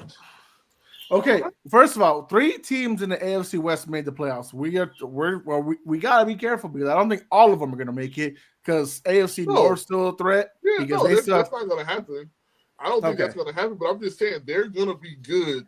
I feel like they're gonna be 6-10 good, 7-9. What are we talking about? How good are we really projecting for them as of right now? I'm going out on a limb. This is me. You best not say plus 500. I'm saying they're going to be plus 500. You're crazy. Out of here. You're crazy. I said in that division. Listen, I said it. They're going to be plus 500. I don't know if it's going to be just one game or 2 games, but I'm just saying I got faith in Pete Carroll. They have a better shot of being. Are you hoping they trade for Dak or what? Shit, if they do, they do. I don't give a fuck. Take Dak. They can take CD. They can take Jerry. They can take Steve Jones. Jerry. I'm gonna tell you right now. Nobody's trading for Jerry, bro. Tom's owner of the Raiders. He's not going to trade for Jerry. He don't want that. Hell no, Jerry. Hey, listen, I'm just trying to unload people, all right? Yeah, clearly. I agree, Milton. I realistically think they can make a turnaround, bro. Like, and I'm saying it's going to be a battle. Raiders aren't a playoff team next year. No, they're not. They're not even close. That offense. We all said this about the Broncos, and the Broncos didn't have that either. Did they get a quarterback? Yes, they got a quarterback. Okay, are the Raiders going to get a quarterback? Did you have faith in their quarterback? No, I didn't. That's fine. Okay, I can admit I'm wrong, but last year there were 6 quarterbacks that could be drafted in the first 12 picks, which happened. What number are the quarterbacks coming out this year that the Raiders are going to be able to get? What number are Raiders in the draft? Like 7? No, 4. Okay. They're 4. They can get a guy. Who? I mean, the guy from Ohio State. First. Cam Ward's going first, and Shedeur Sanders going second. Who's going 4th? If they get the kid from Ohio State, no, they have. I think they're 5 because we're 4. Patriots are 4. Sorry, who's 5? I think the kid from Ohio State is pretty good. I think people are kind of sleeping on him, and I think Alex mentioned this. He's 240, bro. He's like 6'4". That guy can sling it. I'm just saying, bro. People sleeping on him. Nobody knows how quarterbacks gonna do. Everybody always underestimates quarterbacks, and then people always. Alex, hey, I'm not gonna lie. Look, I'm gonna stop. Hold up. But a good amount, bro. Alex, Gotta give props where it is. But he called Bo Nix out pretty good, bro. If you really think about it, he I'm did. just saying, there's guys that can act that are going to be. I'm just saying. I called They're Jaden six. Daniels being better. I They're called Jaden six. Daniels being better than Caleb There's Williams, guys that but are going we're to gonna be talk far about that. more better than the ones that are glorified. That's all I'm saying. That's all I'm saying. People come Yes, out and yes, Milton. I said you were defending Denver against me and James. Absolutely. It was. Did you see Vegas odds? They were like 4.5. I went under. I gladly went under. And if I could go back in time, I'd do it again. Cam Ward to the Raiders more likely. Not unless they trade to the number 1 pick. I don't think Y'all so. think the Titans need a quarterback? And Y'all I don't see what even Will think. Levis is? And to be honest, I'm making a bold prediction right now. Cam Ward is not going to be good in the NFL. Ooh, this is a good question. Ooh. This is a good question. Is Brady gonna be the NFL version of MJ as an owner? Because Raiders ain't winning shit for a long time. His first move. It's a group of owners. If he so. drafts bad, yes. His No, first move was Go ahead. already. I mean, he tried to get Ben Johnson, and he It did. was I mean, close. It was close. yeah, he was pretty close, but I mean, I guess he saw. I honestly thought he was going to go to the Raiders. Ben Johnson saw that roster and said, "This are Bears. Come on now. Come on." Yeah, I'd go to the Bears all day. Yeah, I come wonder, on. I wonder what was his like. What was his pitch to him? I'm Like, gonna make you one of the highest paid head coaches in the league, and Live in Vegas. I'm gonna let you have full player personnel control. I bet you that's what it was. But when he saw how much he had to work with by the time that they would get shit ready, he'd like, "Nah, I'm good." The Bears Also, already ready. as like a first time coaching job, you want to go somewhere that's. I mean, I'm not saying the Bears coaching job is easy. I'm just saying having a roster already that's already good, like Jose said, is a big advantage. Because now you just got to come in and kind of tweak stuff instead of starting over, you know? Marco, think about this. You're an offensive guy, but you don't have an O-line, a running back, or a quarterback. Yeah. I'm not it's going hard. there either. Yeah, exactly. Huh? Oh, yeah, I'm not. No. Yeah, makes sense. No, I mean, let's see. Cody says Ben Johnson would have been head coach for 2 years, then back to OC somewhere if he went to the Raiders. Not if Tom's in Reigns. No, I don't think it's different than fucking with Chucky over there. I do think Tom Brady's gonna have a more hands-on. I think what is it? Is it Mark Davis? That's his name, right? Mark Davis, the owner of the Raiders. I think he'll let Tom do more of the control because obviously his way has not worked out. He's still paying 3 coaches' salaries: Pierce, McDaniels, and Gruden. So I can't wait until we do. I hope our Gruden predictions gets for That's next year. somebody else I wanted. I'm sorry, Alex. Did you just say you wanted Donald Sterling to get a coaching job again? Donald Sterling. Yeah, the racist from the Clippers. You want racist Gruden back as a head coach? Did you even hear what he said? What did he say? It wasn't like he called. He didn't. He just said something like called another the way somebody like dressed gay or something like that. Okay, he's already made it controversial for him not to get a job, bro. I mean, it wasn't nothing like crazy. No, though. it wasn't as crazy as Donald Sterling shit. Yeah, no, Jose, there's nowhere near that. But it's enough to get freaking canned from the league, and then for him to sue the league. Yeah, and it was. Are we talking about John Gruden? Yeah. Oh, I don't think it was that bad. My thing with it, what John Gruden did was basically locker room talk. It was locker room talk. It was locker room talk. I think email. That's all it was. I think he'll be a coach again soon. Is that your brother, the one that was talking best to you the other day? That's my nephew. That's baby Glenn Davis. Oh my god. Baby Glenn Davis. Well, I'd be surprised if John Gruden does get a job. He might as well go coach Derek Carr and fucking no one else. I swear, I would take him in Dallas in a heartbeat. I think he's a good coach. I've always thought he's a good coach. He knows X's and O's, bro. He does. Yeah, really bro. He's kind of a fucking nut, but he knows his shit. He knows his ball. I know one says he doesn't know his shit. It's just at this point, it's gonna be a very controversial pickup if you do pick him up because of the emails and shit he said. Yes, it is, Alex. That's why he had. Okay, Alex, how long has he been out of a job? I don't think New Orleans hires him. It's been out what 5-6 years now. New Orleans need just as much help as Dallas. Shit, they should have hired Ryan McCarthy already if they really wanted something. They have a fucking dead cap of negative $80 million right now. So, anyways, I can't wait for our predictions for next year because I'm kind of curious to think for people to think about where Detroit's going to be next year. Three. Same place. No, No, I hell think no. that window is.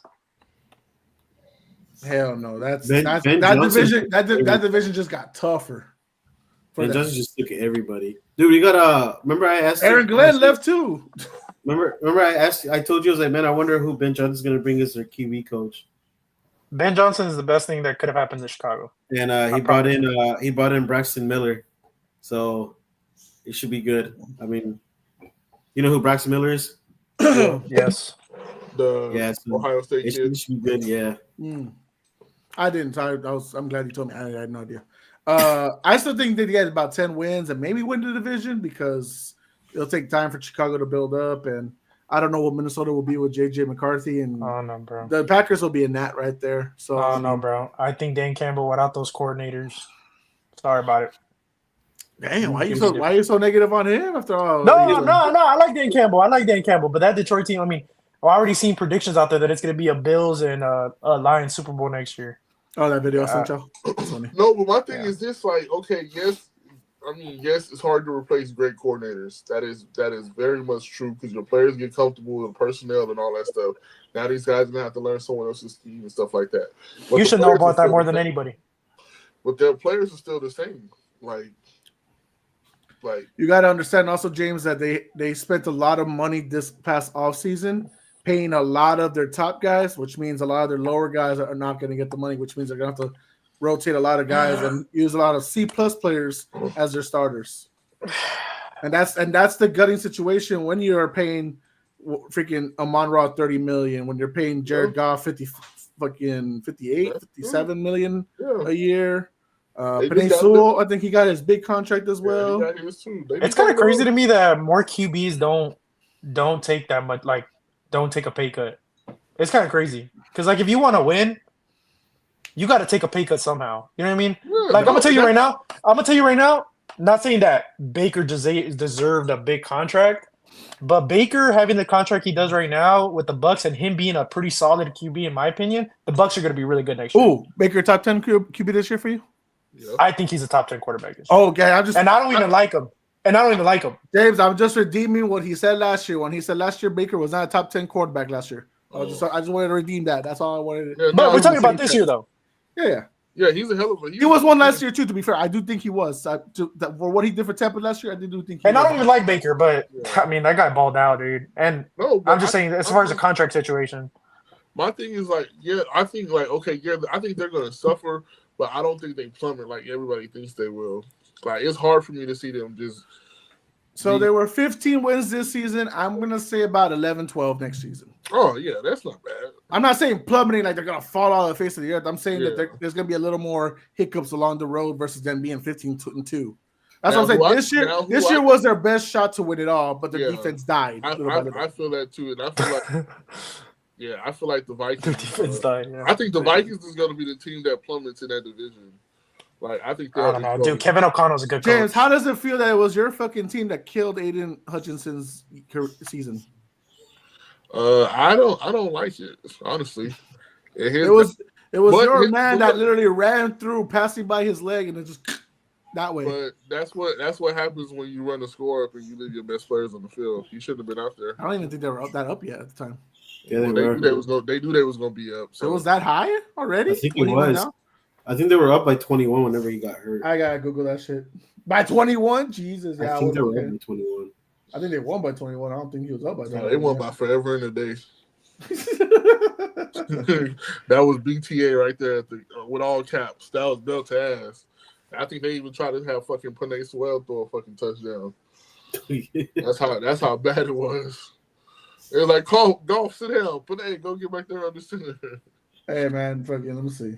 Y'all stupid. I think 3 players got hurt in that game. Yeah, I think they did lose 3 players. I think Malcolm Rodriguez got hurt in that game, if I'm not mistaken. Oh, when they lost him, Malcolm Rodriguez.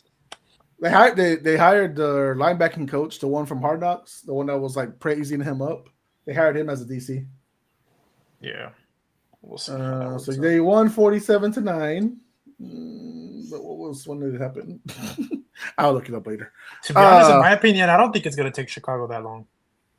In my opinion. I don't think it's gonna take that I long. don't. Well, now that they I have an think- offensive mind, I think that, I think Yeah. I think they're a 12-win team next year. They need an offensive line bad.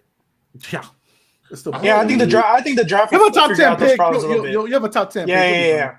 yeah. There's only one. I think y'all to make me, some the team- acquisitions. There's only one good one good lineman in this draft. Did I predict right? Go ahead, say it. Will, I think his name's Will. From Texas? Compton. Oh no, not from Texas. No, that one's Jones. I think his name is Jones from Texas. I So like There's a Will. couple of them out there.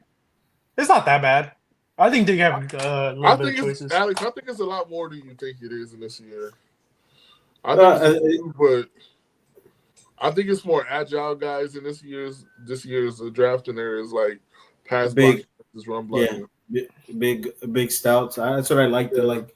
You want the big offensive You got guard. the kid from LSU.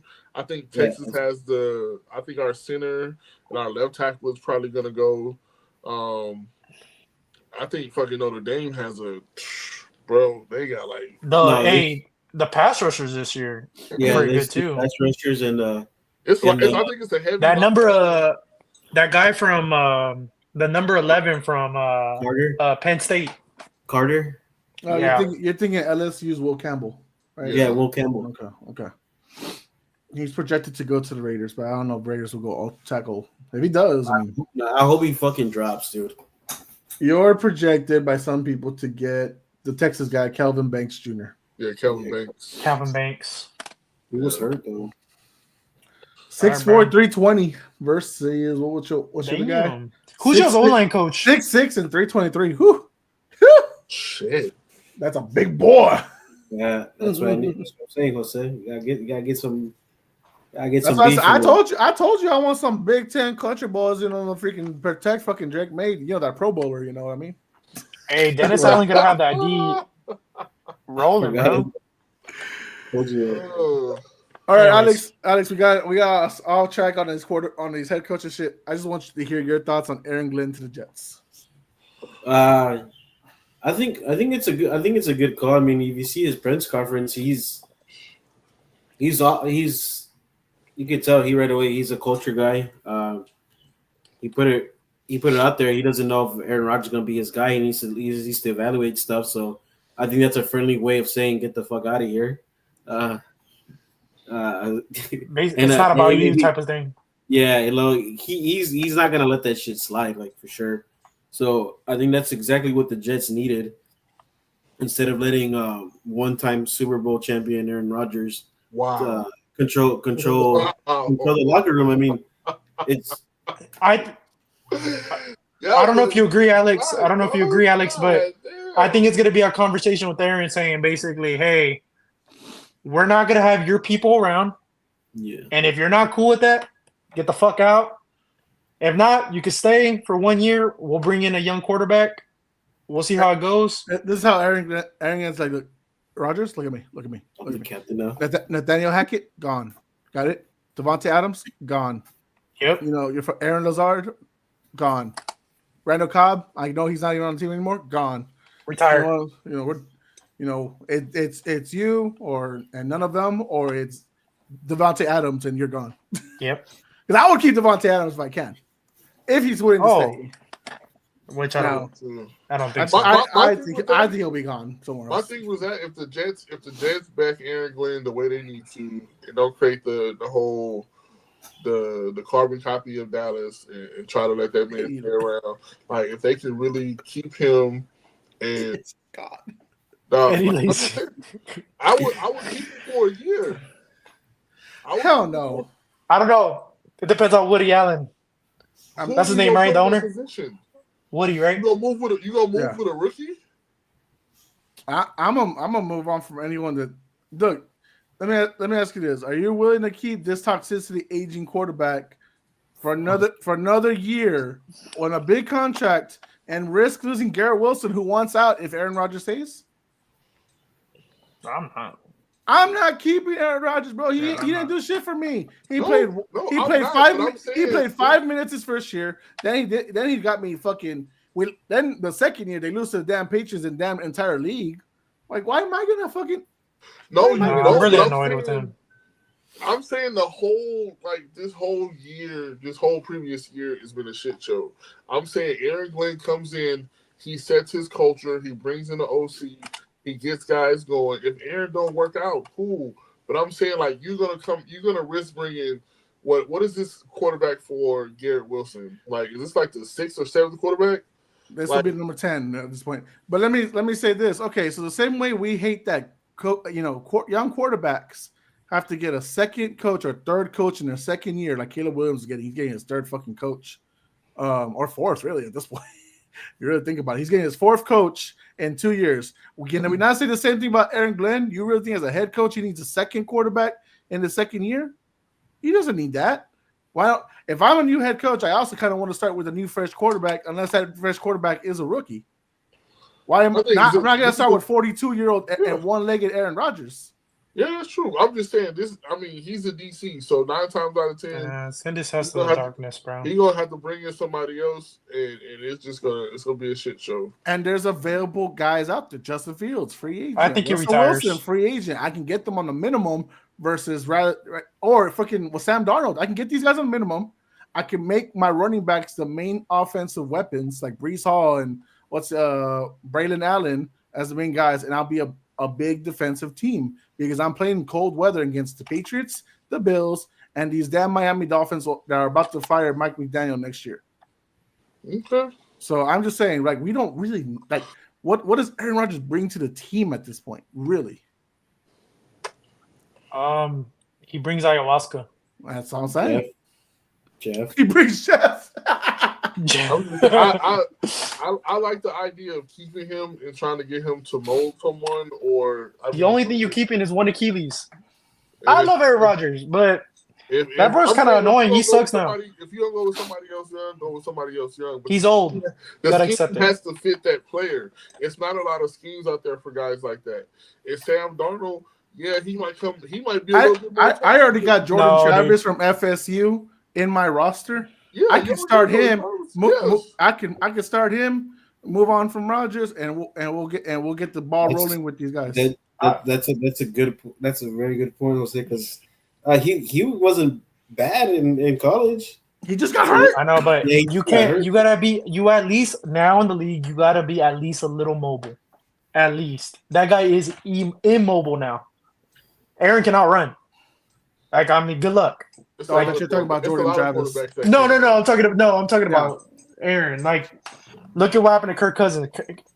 Kirk Cousins can't move around. The only guy that can't move that would sit in the pocket that was doing okay was Jared Goff this year, and I wonder why. Because you had a fucking O-line that would form circles around you. The Jets still have a questionable O-line. Yep. Those old Cowboy players did not work out. You need someone that can relieve the stress off the O-line, be able to roll out. I don't think I'm saying they got the studs, but it's just it's I don't know. That's the Jets of the Jets. They ain't too much. All right, we got Greg Jennings. Yeah, he's gone. Donald Driver gone. Clay Matthews gone. No, I'm just kidding.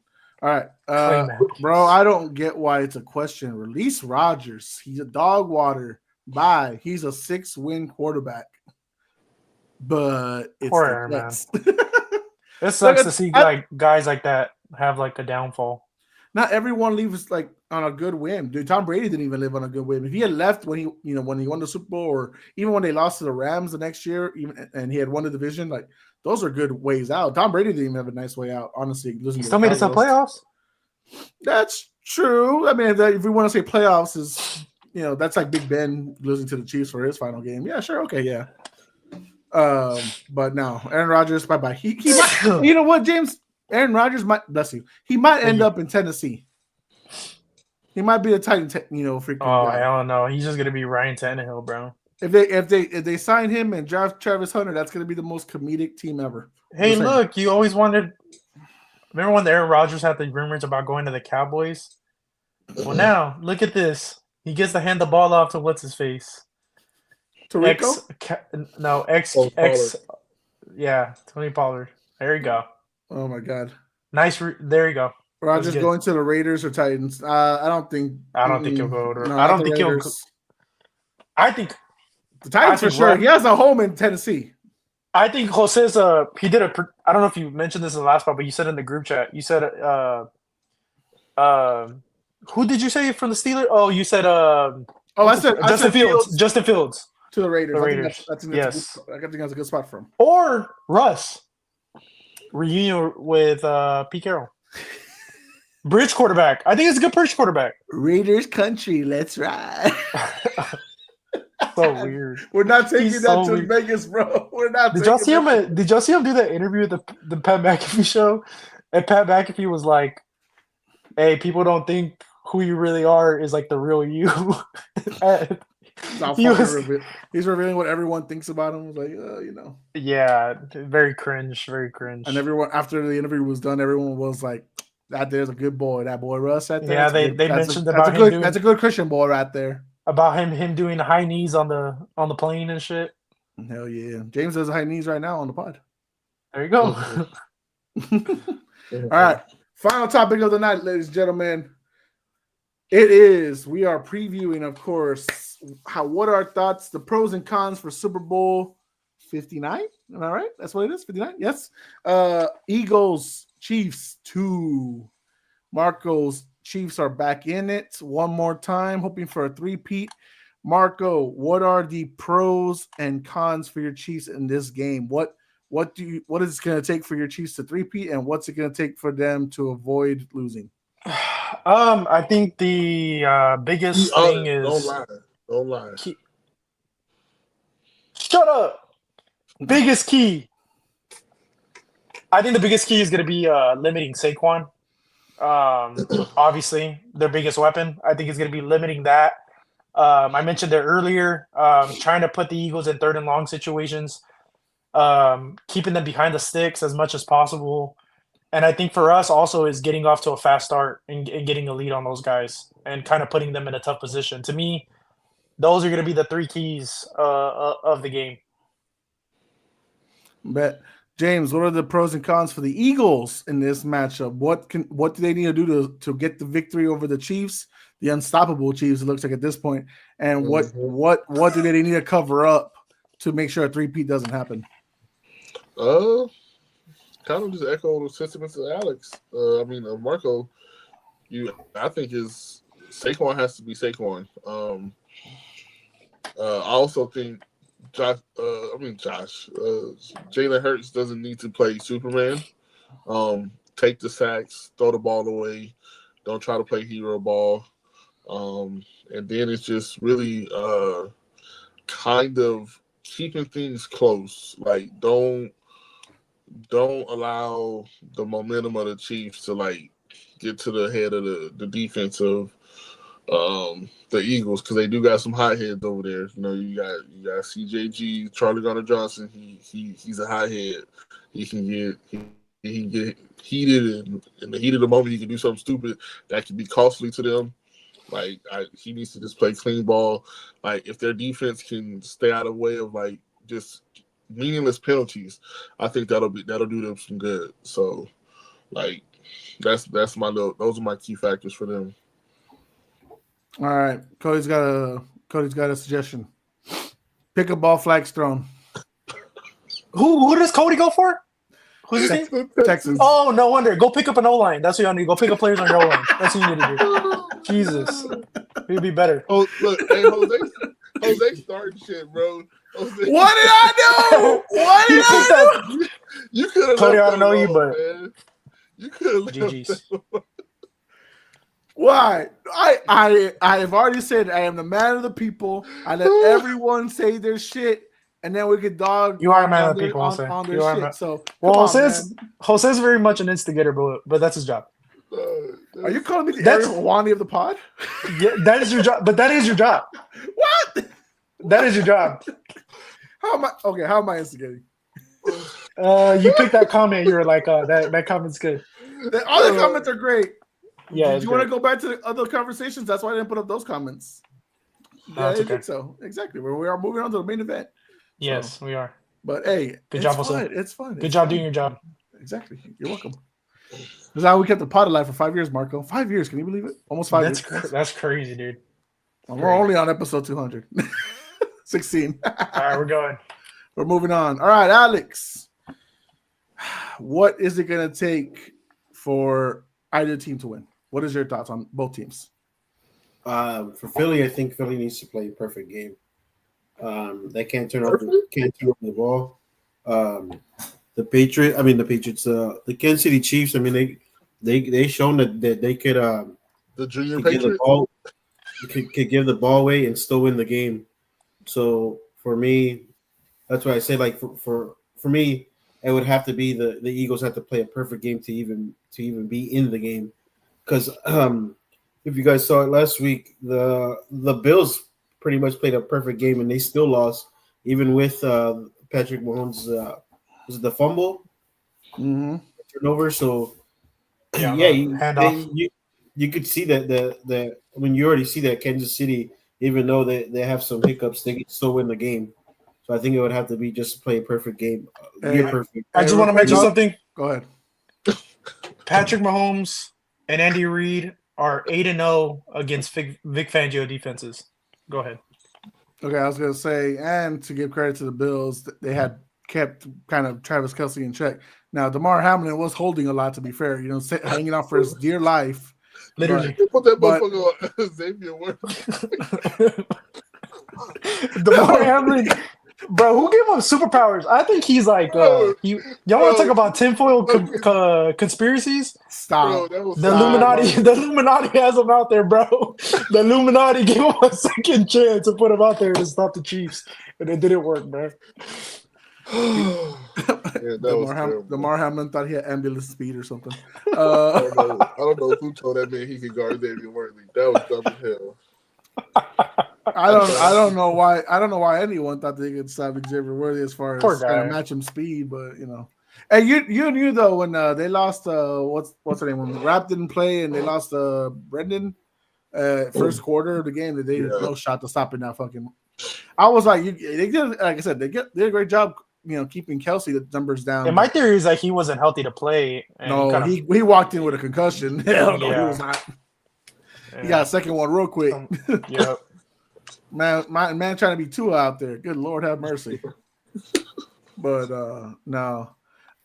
For me, I do think, and it's gonna sound weird or maybe not, but I do think Pacheco needs to be himself again. I think that run game is gonna be a key important matter to try to keep that team on the field as far as the Chiefs, right? Because I get it, Kelce, Worthy, Hollywood Brown, and D-Hop, they're all going to be out there. They're going to be doing their thing, but you're not going to ignore the run game. That's going to be very important. I know Hunt had some burst that that was stopped,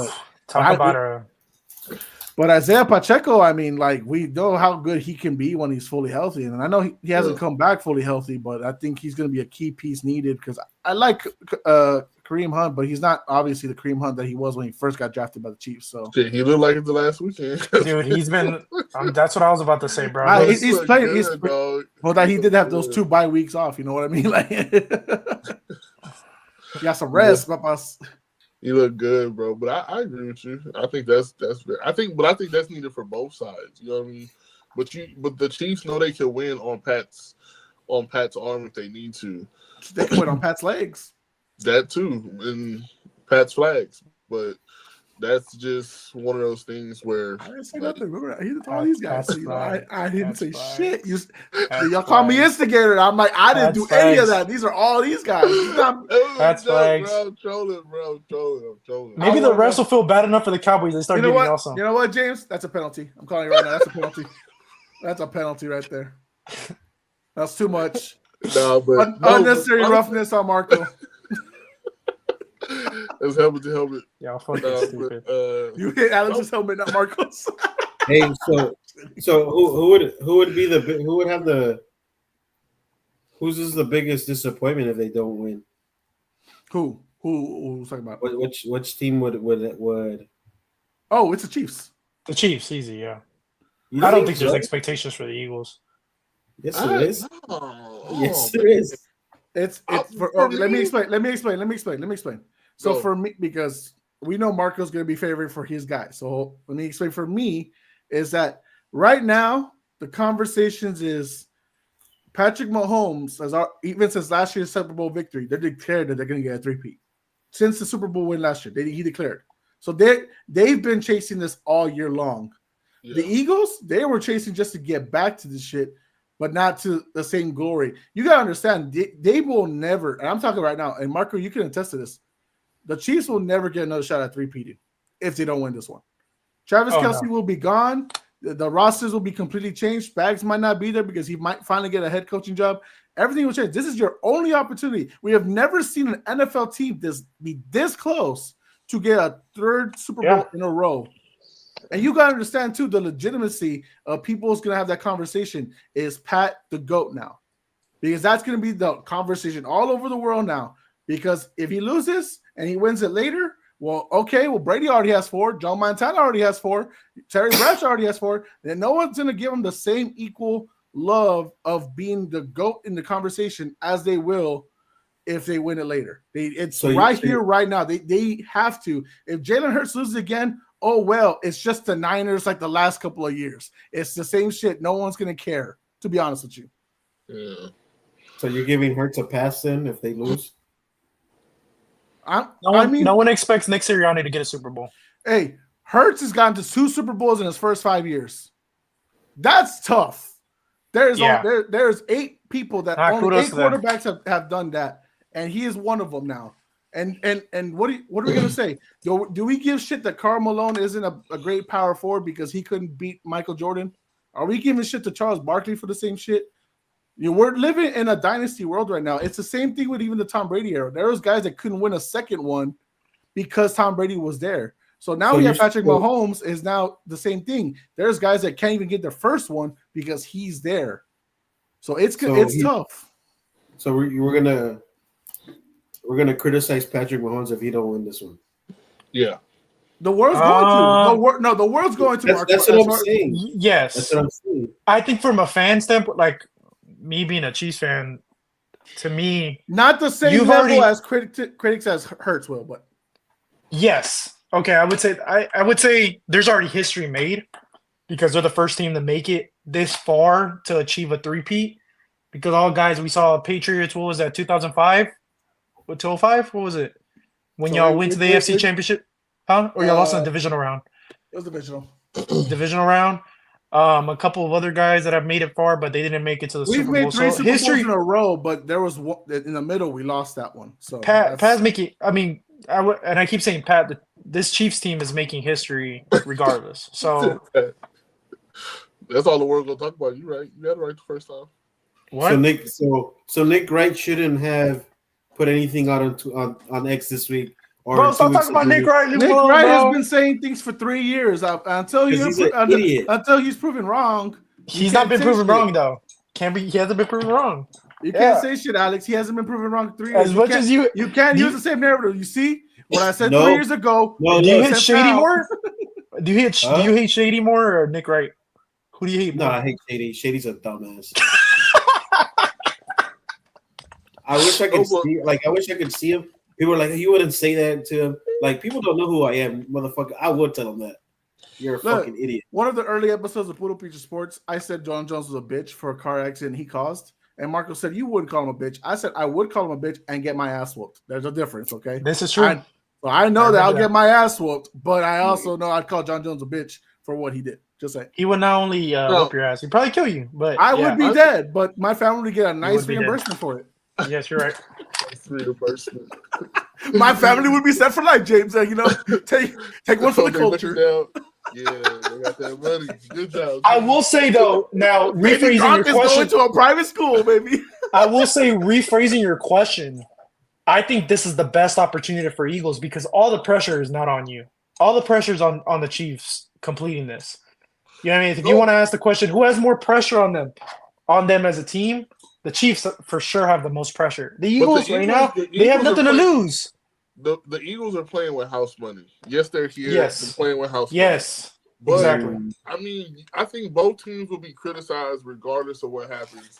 If the Chiefs just so happen to lose, then we're speaking of the narrative, like Jose said, like, okay, Pat's great, but he's not Brady.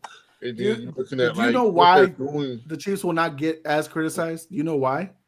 because everyone just expects them, then they'll be back next year. Yeah. Whereas might be. whereas we're saying right now, the Eagles, this might be it because we don't know if they'll make it again next year. Maybe they will in 2 They're years. probably gonna But blow we, it up. but we know that once you lose in the Super Bowl, you tend to not really do well the next year. That's what's been proven. Look at the Niners. Look at the Eagles last year. Look at the teams before that. You know, the Bengals haven't been themselves since the Super Bowl run. Sure. I'm just saying it because I know what the narrative's gonna be. Nick If Wright's Jalen been saying shit for 3 No. years. No, I'm not talking about him. I'm just talking about like the Eagles. If they lose and Jalen Hurts loses, the narrative's going to be, well, he did just lose to one of the best players that we have ever seen in a long time, in Patrick Mahomes. Yeah. So they're going to be rooting for him. If they lose, they're going to be like, well, he did just lose to one of the best teams. So there's no like. You want to know who's going to get the most heaviest critique out of all the Eagles people? Sirianni. Because everyone already wants him fired. So he's the one that's going to eat the most crow for the Eagles. But I also I think we're Eagles fans. also jumping the gun too, because we don't know how the game's going to play out. We don't know who's going to have a turnover. We don't know if there's going to be an injury. We don't know if there's going to be. I can tell you already, Jalen Hurts, how many turnovers he's gonna have. Like it's gonna. We don't know what type of game it's going to be. So I think depending on the way the game unfolds, that plus what we already kind of have an expectation. You know what I'm saying? That's how I look at it. Because I think, like I said, it was just like the Commanders. The Commanders was playing with house money. You know what I'm saying? They had no weight on their shoulders. If they win that game, shit, kudos to them. But if the Eagles lost that game, boy, we're shitting on the Eagles right now. Heavy. Like, tough. That's I why we're think saying Philly- the teams will get the most shit for it. Expectations in Philly, though, like Philly as a city, Yeah, they're gonna give us it's shit cool. regardless. It's hard, bro. It's Well, that's bad, Philly. yeah. That's Philly. That's Philly. That's- That's Philly. That's just Philly. But that's what I'm saying. Yeah, Like, their even with city's the a shit Lions, show. like So the Lions to lose the way Oh they God. did, like the way the Vikings and the Lions lost, bro. Like that's, bro. Like nobody really shitted on them the way they should. Like the Vikings. Yeah, no one cares. No, No one that's cares not- about Detroit. Hold on. If we're like last year when the Lions lost, Dan Campbell had to move houses because some classmate of his daughters gave out their address and they got bombarded and harassed. So if you have high expectations, if you're favorites and you lose, you're gonna get shit on. That's where the Eagles, that they, like you said, have they lost to Washington, they'd get shit on. But now they're playing the Chiefs, they won't get shit on. Yeah. Now maybe the Eagles fans will because they're Philly. That's cool. That's their shit. This is Whatever. But this is Pat's only shot to separate himself from the Tom Brady talks. Because if somehow Pat continues his career and he wins a little bit more, maybe one or two more, and he wins this three-peat, then there's going to be like, I even think him winning the three-peat is going to be a real good conversation of who's the greatest of all time. But what I'm saying is, without this three-peat, the only way for you to catch up to Brady is you get as many rings as him. And so I think this is one thing of doing something that somebody had never done before. And I think that's why the pressure of legacy. he's chasing Brady the way Braun's been chasing MJ. So And I don't even like that. I don't even like that comparison in my. well, their comparisons isn't as equal as Brady and Mahomes. And here's why, Marco, you might not like it, but it is what it is. Brady and Mahomes met each other. In the postseason. That's their difference. A young Pat, yes. Okay, but that's an old Brady, to be fair. That was 42-year-old Tom Brady. Yeah. And 45-year-old. I think that was 42 and 44. Whatever. And then on the other side, those guys never competed. Unless they did play each other in LeBron's rookie year. But otherwise, that would be the only time that ever happened versus this situation. Well, it happened before, like when he first out of high school, but that's what I'm saying. Like it was super early, but it was not even in competition. MJ, that's different. We're talking about in competition Brady versus in competition Mahomes, and they did settle their battles, and that's the key piece that's gonna make it a major difference for me for if it is competition. So here's how I see it, and y'all can agree, disagree, however you want. If Mahomes three-peats, I think he's right there equal to Brady's 5 titles. Right? I'll say that. If he and the reason I say that is because now he has the 4 titles and he has something that Tom Brady doesn't have. Right? So that equals that to me for them. Because no one else has 5 rings. No one else has 6 rings, and no one has 7 rings. So you're gonna see where I'm going with this. Yeah. So at that point, then all right, well, if Mahomes wins his 5th one, then it's equal to Brady's 6. If Mahomes wins his 6th one, and it's equal to Tom's 7th. But the difference is that 2-game battle that they had against each other. If he can get that 7, I don't know, dude. That's a if he team gets thing, though. no, but it still happened though, because that's the conversation. We're comparing the 2 guys. I see what you mean. Because of Because course, don't get me wrong, Mark, I can see a very good scenario because of his trajectory of what he's doing right now. I can see the Chiefs getting 7. Don't get me wrong. I'm talking about 7 with Mahomes, not 7 in total, because they already had that one way early on. But I do but I'm saying it's got the only reason I say it too is because we got to be fair, because the same way that we're going to say Patrick Mahomes is the first man to win 3-peat. No one's ever done 5 rings. No one ever did 7, 6, or 7 rings. Yeah. So those are why I keep saying that's going to be the conversation. I'm saying for me, I'm not we already got Jeff already out here saying Patrick Mahomes was a GOAT, but mind you, he also said Aaron Rodgers was a GOAT last week. So I think if Patrick Mahomes does do this, though, it's gonna be hard not to say that he is better than. He's had a better start than Tom Brady for sure. Oh, we can all say that now. We can say that right now. That is absolutely fine. And also too, you could say he could be the number 1 after the 3-peat, because dude, it's really hard to. I think football in general is the hardest. I think the hardest thing to do to win the Super Bowl, because, like I said, not always the best team always wins in football. It's always. Boy, James took melatonin already. Boy, he's about out. No, I'm listening. And it'll be really, like I said, when nobody's done it before. You've only seen it in basketball. I think it's easier. Let's say, I mean, it's easier compared to both sports. So if you compare football to basketball, it's a little bit easier in basketball to do it. I think so. I think football is a little bit harder. So I think it would be. Well, you're saying it because they have a best of 7 series versus best of 1. Yeah, and to me, 3-peating, I hate that, because I really like Tom Brady and I always been a fan of him. And so it's hard for me to be like, Mahomes 3-peating and all this, having 4, like Tom has 7. And Tom did it for 20 plus years, 21 years. Okay, so what about Bill Russell? Bill Russell. Yeah. But I think football. To have that 11 rings is MJ6. To be fair, no, to have that consistency in football, and you got to think about Tom too. Tom played in different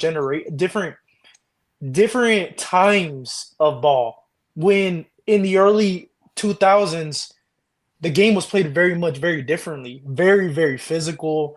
I mean, the most physical time probably of football ever was in the early 2000s. I mean, if you look at some videos of Tom getting hit in that era, I mean, that guy got demolished. I mean, in so many ways, to a point where he got his leg. What happened to his leg, and they ended up doing that rule. ACL game 1, yeah. And the rules changed, so he played in very much different eras. I'm just saying, I will say that there's going to be a conversation to be had after this if Pat and the Chiefs are able to do it. But I don't think I'm ready yet to be like, oh yeah, he's the GOAT. I think we have to see what the end of his career looks like and then compare. Patrick Mahomes has the greatest first 10 years ever, and he's not even in year 10. I can admit that. I can completely admit that. But like I said, for me, as Marco just said, I saw a guy play for 22 years. I saw a guy go to 10 Super Bowls. He won 7. And he's the same guy who in 2 postseason matchups beat the new GOAT to be, right? So those are the standards. I'm gonna say, those are tough standards. I think Patrick Mahomes can do it. I really do. The same way Joe Montana was cool with letting Tom Brady be the GOAT once he won title number 5. Is the same way I'll be cool with Patrick Mahomes winning. If he wins 7 and he has a 3-peat, there's no case for Tom Brady. There's nothing. He's got the same amount of rings and he's got this 3-peat. There's no conversation I can say. I do think he could do it. For me, that's the only way I'm putting him above Brady. He has to cap the 3-peat and he has to get 7. You don't get 7. I'm serious. You don't get 7, you're gonna forever be 1B. I'm sorry. Or 1A, however you want to put it. But for me, 7 is 7. And that's why I was just sitting here kind of giggling at the fact that people we talk about titles, we compare, we play the comparison game, we play the what if game. We say, oh, LeBron can't be the GOAT because Jordan got 6, Jordan never lost, and then we say, oh, Bill Russell got 11, but those don't count. And then you look at somebody as decorated as Wilt Chamberlain. I mean, Can you understand Kareem though why I said Abdul-Jabbar. that those 11 aren't as worthy as MJ's No, but I 6? mean, but dude, if we're talking numbers, we're talking numbers. But that's I'm gonna explain myself. But that's why I don't like it because you look at one of the most decorated basketball players ever. I don't give a fuck who we talking about. Yes, Michael Jordan is one of the greatest players to ever grace the court, but Kareem Abdul-Jabbar stats hold so much weight more than anybody. And I'm talking about from collegiate to the NBA. It's impressive. The resume is impeccable. But I'm not all we even Yeah. talk knocking about is six Kareem's. and 0. We talk about 6 and 0, and we talk about the fact that Jordan never won, and he never had help, and he had to carry the Are team. those the things that are those the things you think I'm talking about when it comes to MJ6? Not the same equal as Bill's 11? Yeah. No. So let me tell you why. And I've always had this stance, and it's not Ridiculous. changing. Those guys that played in the 50s and 60s and only had There to we play with go. 8. Hold on. Listen to me. Crazy. No, it's not. It's not crazy. Those guys only had to compete with 8 teams total. That means that there's not that many teams to compete against with. That's less guys than you have to compete with. Kareem has a different stat. He had 20 plus teams in the league when he was playing. MJ was at the 30 mark. So, like, I'm not knocking Kareem. I think Kareem is one of the greatest. That's why I have him in like the top 3. I think he's just behind LeBron and MJ. But I do criticize Bill Russell and Wills because there was only, to be fair, there was only 8 teams in that time frame. They were so stacked. There was no cap space. They won 11 of them. He was player and coach. Hey, So like it's not the same. It's not fair to say MJ, Kareem, and all these guys, LeBron, they had a lot more to deal with than what Bill Russell did. Respectfully, Yeah. they had more guys to see. That's where it's different. And I where mean, what's your argument like? And not to get into a different conversation, but like, it's like, what's your argument for LeBron being the GOAT against MJ? Like, to you, LeBron's the GOAT, right, he's the goat of this James? year. He's the goat of for me. I mean, he's my favorite For player. you, he's your favorite player. When I no, but like without any bias, it's hard to really have this conversation, and I really don't want to get into it, but I am a LeBron fan, like diehard since high Yeah. school, whatever. I've been following him and all that stuff like that. But my favorite player is Allen Iverson. But my thing with LeBron is the run that he had and the losses that he had. That's why I won't put him in that category to be better than Jordan. Like for me, that's what I hold against him. He lost. Like he got there, A yes, but he lot. lost.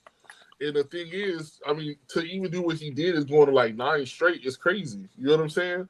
But statistically, when you start looking at stats and all of that other stuff, when you really break it down, um, yes, Jordan was just impeccable. You know what I'm saying? He never lost. And if you got someone that's never lost, you can't really out. That doesn't nothing outweighs that. You feel me? Like if LeBron went 9-9, he went 9-0. Yeah, Shit. yeah, yeah. Of can, I can, mean, course. if can I you be honest with you, James? What? Like, even if you can, got the 6, like can, we're not talking about nothing because now you got 6 rings. You got 6 rings. You got the number one. You got the all-time scoring record. You played with Yeah. your son. Like nigga, there's nothing else to prove. Walk away from James, the game. let me tell you, like, if losses like, to be honest, if losses matter to me, I know they matter to people. And I've grown into this. Like, obviously, I thought losses meant something to me, but to be honest with you, they really don't. And here's why: the reason, because one, this is how we say it. We keep saying 4 and 6 for LeBron, right? There's a lot of people that keep saying 4 and 6. He lost 6 of them, right? Motherfuckers, none of y'all went to 1. Yeah, A lot of greats Yeah. that we like never went to 1. This man went to 10.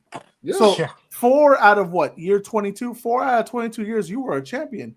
10 Yeah. out of 22 times, you were in the fucking competition. You're Yeah. still one of the best of all time. So, like, Of course. for me, how I've changed my views, it's not what's your finals record, because Oh, and not for me, my thing is what's your average, what's your percentage? So okay, so MJ, you're 6 out of 15 years you played, right? Cool, that's a great one.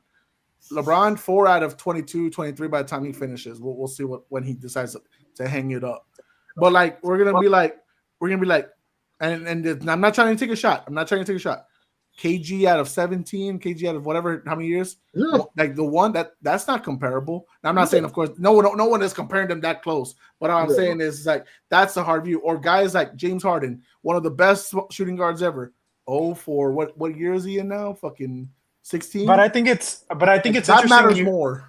Yeah. But I think it's interesting though when it starts like, I guess maybe mattering a little bit. And this is like saying like we gotta wait for like their career stand to really compare, because if you think about Pat and Brady, like Brady lost to Nick Foles in the Super Bowl. Brady lost twice to Eli Manning in the Super Bowl against a great Giants D. But what I'm trying to say is, like, I think those things are going to matter at the end too, though, because if at the end of the day Pat gets to the Super Bowl this many times and his only loss is against Brady and he beat everybody else and not let anybody else really win on his watch, at least getting to the bowl game or at least in the AFC Championship, then that's going to be another conversation where it's going to factor in. And this is It's where gonna I can make factor it in. funnier, Marco. That means Patrick Mahomes couldn't beat the guy that got beat by Eli Manning and Nick Foles. That's what you're trying to tell me. No, I'm just kidding. Yeah, I mean that's what I'm saying. It all turns into a big like, you know. No, but I'm saying like for me, I'm not factoring in the losses is like a key note. I'm just saying, yes, LeBron got there. He didn't get the job. Like he didn't finish. You know what I'm saying? And it's just like Chocolate Spitter. like when you look at like people always get mad because they be like, oh, everybody's just gonna disregard Kobe. Everybody's gonna disregard Kobe. Like no one's disregarding Kobe, but Kobe's the greatest copycat. You feel me? Jeff is disregarding Kobe. He always I didn't know I could do this. like, but that's just my stance on it, man. Like without going deeper into Do it. what? Like If you were an OC or a head coach out of Tom Brady or Patrick Mahomes, who would you pick? If I'm an OC, I'm taking Pat. I'm taking Tom. But of course, we're biased, right? We and Marco are going to be. It just depends on everyone else. I think Pat's the best quarterback of all time. Well, it's you. That should be for you and James. It should be for me and Marco. Yeah, We're James. biased. Who are you picking? can I ask what era we playing in? Any era. What team are you playing with? Hold on. What team are we playing with? Are we playing with for the Jets? Are we playing for the Jaguars? What are we playing for? It doesn't matter who you're playing for. Okay. No, it does. It does. It does. Matter. It does. Okay. Who protected my quarterback? Hold on. You're a Cowboys team right now. If you're the Tennessee Titans this year, or let's go with this year, and you got Tom Brady and Patrick Mahomes to pick up from, who you got? Hey, hold on. Let me put Tom Brady at his peak, right? So rookie year, so that will be peak for me. And Patrick Mahomes right now, because I think Patrick Mahomes is probably like at his peak right now. Is this his peak right now? Who I don't know. I'm taking Tom. That's the crazy thing. I'm taking Tom. you picking Tom? I'm taking Why? Tom. Why? Tom at his peak. Like we're talking at his peak. He didn't have like a slew of weapons, bro. He made it happen. He had Randy Moss. Bro, they didn't even win that year. Yeah, he didn't win that year. I'm talking about when he had the likes of niggas you didn't know about. People didn't know about Wes Welker, Julian Edelman. I didn't know about Wes Welker. When did Wes Welker go to school? When did Wes Welker go to school? Texas Tech, you dickhead. You're a fucking smart. I'm saying the general population. I'm like, these guys was unheard of, bro. Like, I'm just saying, I know what they play the for. Aaron Hernandez of the world. We didn't know about like the three backs he had, the running backs he had. Nobody probably can even name the running backs he had now. Like I'm saying, Can y'all name me Tom Brady's wide receiver one for the early 2000s? Before Randy. Was it Branch? Before Randy. Yeah, it was Deion Branch. Deion Branch. Not even. I fucking do this, bro. Deion Branch was a dog, though. I'm saying Tom was Jose, more how many- cerebral, bro. Like, it was beautiful to watch him play in his prime, dog. Like Jose, Yes. you like bringing up the early 2000s, but you can't deny the fact that the Patriots had a lot of they had some Hall of Famers on that defense. Oh yeah. too. I know. I won Rodney Harrison in the Hall of Fame already. I know.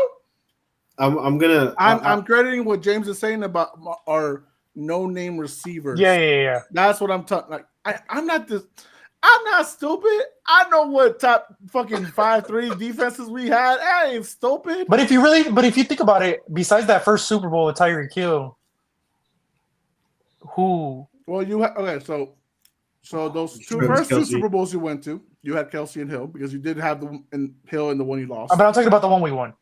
I'm talking about times we won. We had a tight end. No, but Like- but no, for me, I'm just saying, Tom, cerebral. Like, he got it done off the fly.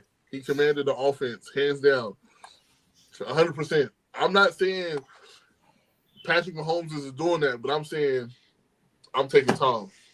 I'm gonna tell you right now, if we made an all-time Tom Brady and Patrick Mahomes team offensive defense, that shit would be a lot of fun to make. I'm gonna. We should do that one day. I'm Wait, gonna say That'd be cool. Go. Right now, you want me to? No. No. off I'm the talking about Alex. Wait, I'm talking about Alex. Oh, so go ahead, Alex. Oh, Alex, go. Jay's already knows what I'm gonna pick. That's what he's saying. I'm gonna pick. I'm actually gonna pick Patrick Mahomes. I know. And here's why. I just think like I'm not mad at it. no. I mean I think he could do some throws that Tom can't. That's For sure. That's it. Like if you're talking about like the ability of a quarterback, I think Patrick Mahomes has him a little bit.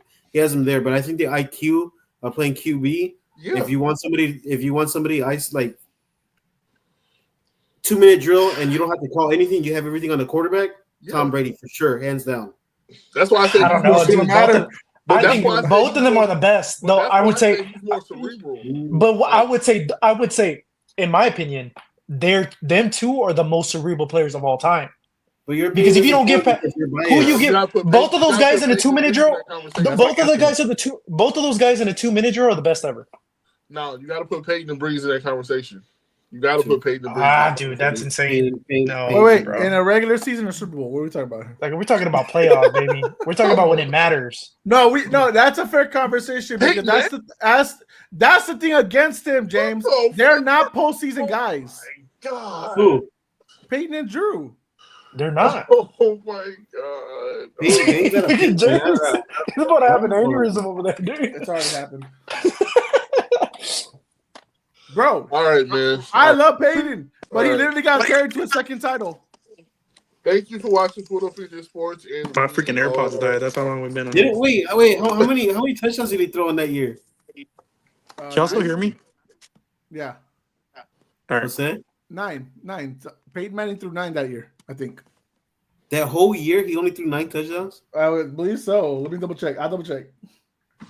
What year? His final year. No, when they won the Super Bowl?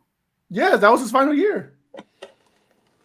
Didn't he have like no? That was Who, Peyton? Who Peyton? The year they lost, right? I think he threw like No. So that's when he broke Breeze. No, let's hear me out. Okay. So in the year they lost to the damn Seahawks, he threw for 55 and intercepted 10. The year they won with the defense carrying them, he only threw for 9 touchdowns and 17 interceptions. That's crazy. I mean, he was washed. We knew that, and that defense carried. Yeah. But Jameson, I'm sorry. Peyton is a regular season merch. He has 2 titles. Congrats. I'm not taking that away from him, but he's a regular season merch. I'm just saying, like, Brady, of course, 2-minute drill. Yeah, like, I don't know, dude. I mean, Pat's just proven that he can do that too. Like, no, I think Patrick Mahomes is. It would be easy. I think it's easier if you're an OC to call plays for Patrick. That's all I'm saying.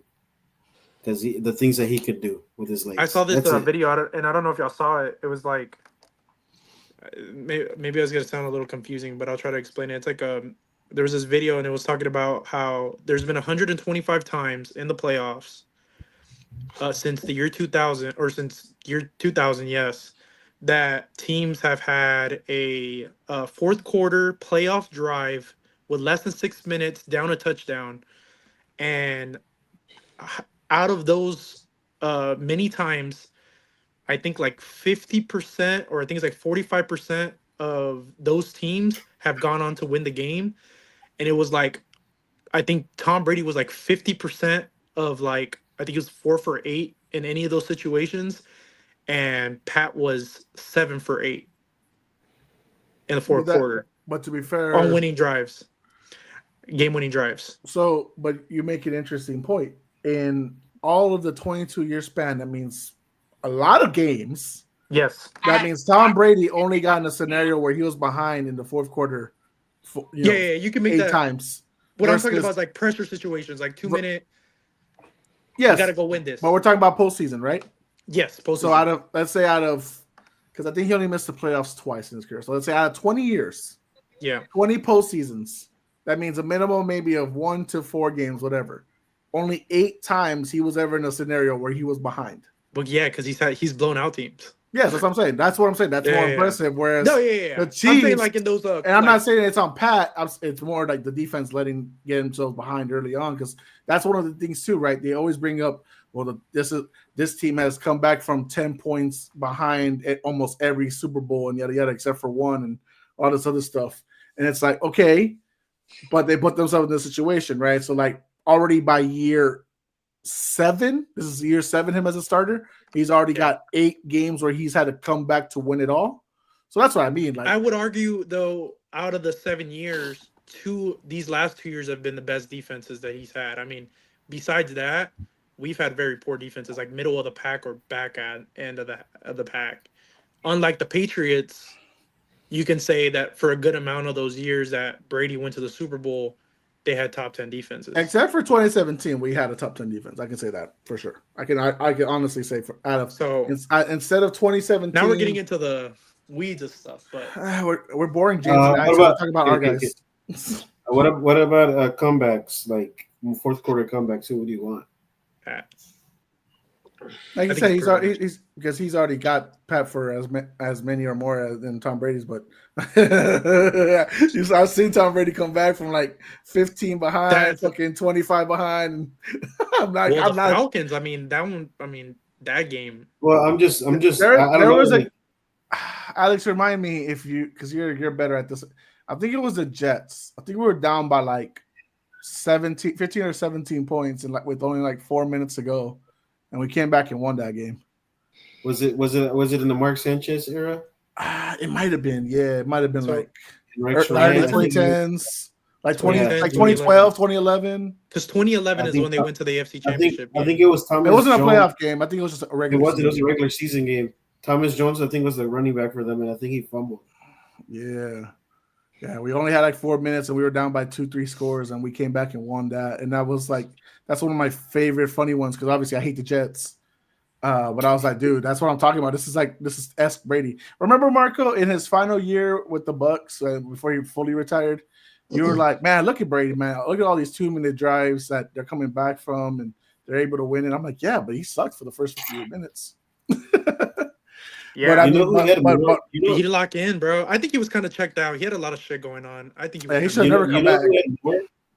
You know who had more fourth quarter comebacks? I think before his last year or his last 2 years in Tampa was Peyton. I think Peyton had him by like a couple games, and Peyton played less games. Even though he was a regular season quarterback, I mean, he could come back in the fourth. I'm not taking away how great. I think Peyton's still me the 4th best QB all time, but I'm just saying right now my top 3, it's still Brady, Montana, and Mahomes, and like those guys are postseason elites. Wait, you have Montana over Mahomes? Yeah, still. To be fair, he has 4. And if Mahomes wins this year, it's easily Mahomes. But I got to give props to Montana, because he.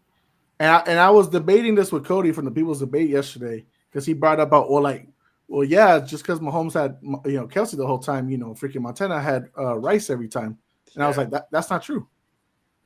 Montana won the first 2 without Rice. Rice has 3 Super Bowl rings. He won 2 with Montana and 1 with Steve Young. So Montana has 2 without a real running back 1 or wide receiver 1. So that's what I'm saying. This dude's a postseason merch. Yeah. And I think Montana.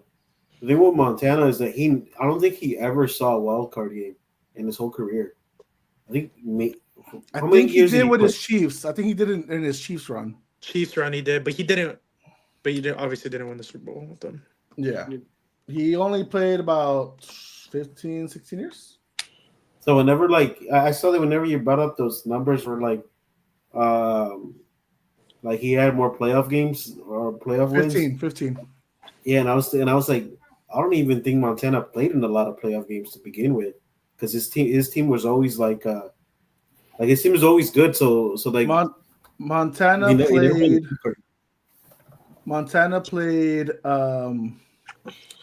He was 16-7, so he only played 23 games, postseason games, and of course he has 3 titles amongst all those. So, Yep. And I think Pat's like now 17 and 3. 3. Yeah, That's fine. And Brady's like 34 and like 12 or some shit. 30, Something crazy. 35. Was it 12, 13? 35 and 13? Something like that, yeah. It's 35 crazy. and 13. Crazy, Yeah. bro.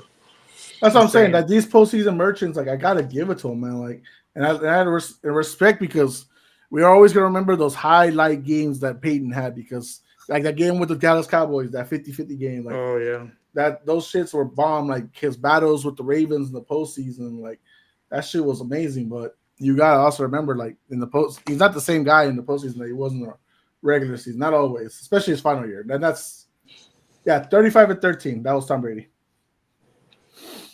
Damn. Yep. It's crazy. Mm-hmm. All right, guys. Well, I know everyone's tired. This has been a 2.5-hour conversation, and I did not expect a Brady Mahomes combo at this time, but I was gonna say it for after the Super Bowl. But hey, fuck it, this is gonna happen. It was lit. Yep. Good shit. Because that's and on Marco. What if the Chiefs win it? That's gonna be the conversation from now on. What's Brady done better? What's Mahomes done better? It's gonna be the combo for life. Hopefully Yeah, not forever on cool. this pod, but But if you hear Pat, we gotta be nice to the other teams. not to keep this conversation going, but Pat gives Brady his flowers all the time. Like anytime they ask him, he doesn't even And vice versa, mention too. anything. He doesn't even mention anything. He's just like, look, at the end of our careers and whatever. But right now, Brady's the GOAT, and that's all that matters. He says shit like that. So we'll see what happens at the end of the careers. I think that's You gotta be humble till you got something to compete with. You feel me? Yeah. One That's what all these and AFC 2 after QBs the need to Super Bowl. If realize. they win 1 and 2 easily. And people are gonna say 1A, 1B, but I'm gonna say 1 and 2 after the Super Bowl if the Chiefs go on to win. We'll do predictions next week. Hopefully, Jeff, D, as in Dahmer, Lujan, and Trigger Trey come back next week. And then we can do that NBA game I want to do before I can tell Alex you right departs. now, Trey's gonna pick the Eagles. Before Yeah, Alex departs for the season, because he's not gonna come back during baseball season. I'm not gonna talk no basketball this year, dude. I fucking hate Yeah, I don't want to talk about basketball. That's disgusting. Y'all make me That's sick. kind of scary. it's kind of scary. That's- Like It's I crazy. like. It's so I boring. rather. No, but I promise you, Alex. We understand. I sympathize with you. I really do, as a basketball player, connoisseur, and lover of the game. I will tell you, with all honesty, within the last 2 years, I might have watched 10 games. Like Not even the playoffs. I don't follow it, bro. It's nasty. It's disgusting. It is, man. Like It's to a point. It's not like our even Spurs when I- days, bro. Are you Back telling in me the day. Are you telling me we're gonna have to beg to get episodes done by the draft? I mean, God, Look, damn. look, the We only- have to take a break. We'll say. Listen, Yeah, I can yeah, still No, talk we can't. Oh my I God. can still talk basketball because House of Highlights and Bleacher Alex, you got your Report- baseball show, so you're fine. House No. of Highlights and Bleacher Report, they give you the whole rundown of the game. They give you all the highlights and stuff like that. So I watched that. We But could talk I will about not- soccer, I'm not Alex. gonna physically sit down and watch a whole 4 quarters, bro. It's boring. the only thing that's gonna pull me back to basketball, honestly, is the Houston Rockets and the Detroit Pistons. And they're moving on. Rockets are Yeah. second in the West. Yeah, Rockets are I know. boring. And that's what I'm saying. I don't want, and I know what you're tired of Jeff and all this shit. I want to talk about these other teams. I want to talk about the Rockets. I want to talk about OKC. I want to talk about Detroit climbing up with Cade and fucking Tobias Yes. Harris is having a resurgence over there. Cade Cunningham. While Yes. Paul George over here is failing. Jimmy Butler wants to fucking be traded to fucking Canada, and we don't know what the hell's going on. See, I want to talk about everyone else but the Spurs, to be honest, because I understand Jimmy Butler might get the Spurs deported. fatigue, Alex. I can understand. Until we winning, I don't want to talk about us. I want to talk about the winning teams. Yeah, I don't- like I said, It's not that's even about that. It's just for me. It's No, just it's the not. game, bro. It's It's just boring. it's a fucking seasonal 3-point shootout. Like ain't nobody really No seen creativity. nothing. There's no true big man. Fucking Embiid is over here ducking Jokic. Paul George. Embiid has only played like 8 games in the season. It's Paul crazy. George- We're Paul like George- we're already halfway in. Paul He's George ducking does everybody one at this point. podcast Paul talking to George has doctors. more. Paul George has started his podcast more than he started in a Philadelphia uniform this year. Like 53 bro, mil, by the way. like that's crazy, insane. bro.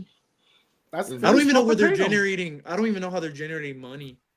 Like, I mean, look dog, at if you look at some of these The NBA? yeah, I mean, I don't know if you've seen, but I don't know if you've seen some of these stadiums. Like, no one's showing up The to these ratings don't- arenas. To You these know what? arenas. The ratings don't matter. They're selling all their games to Netflix, Max, and all them, and they're paying big money. yeah. So they don't need to do all this stuff. They don't need to do all that. I'm They just don't- saying, people are just not watching the NBA like it used Well, also to. the games are fucking expensive.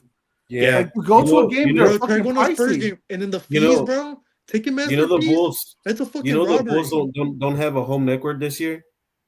That's crazy.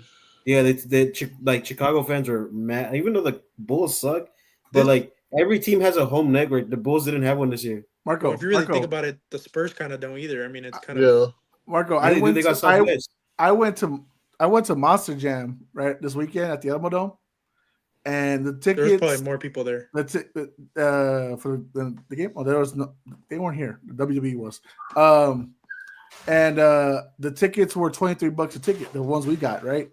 So they came out to like 69 because we took Leon for his first event. When you add fees, the bitch came out to 135.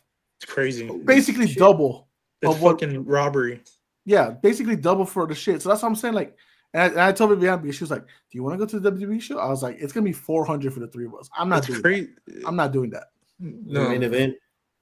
Yeah, for Saturday night's main event for 2 hour show. and I ain't hope paying they do $400. something about that because when I got my Chiefs tickets the first time, I did it through Tickets for Less, and I didn't have to pay fees.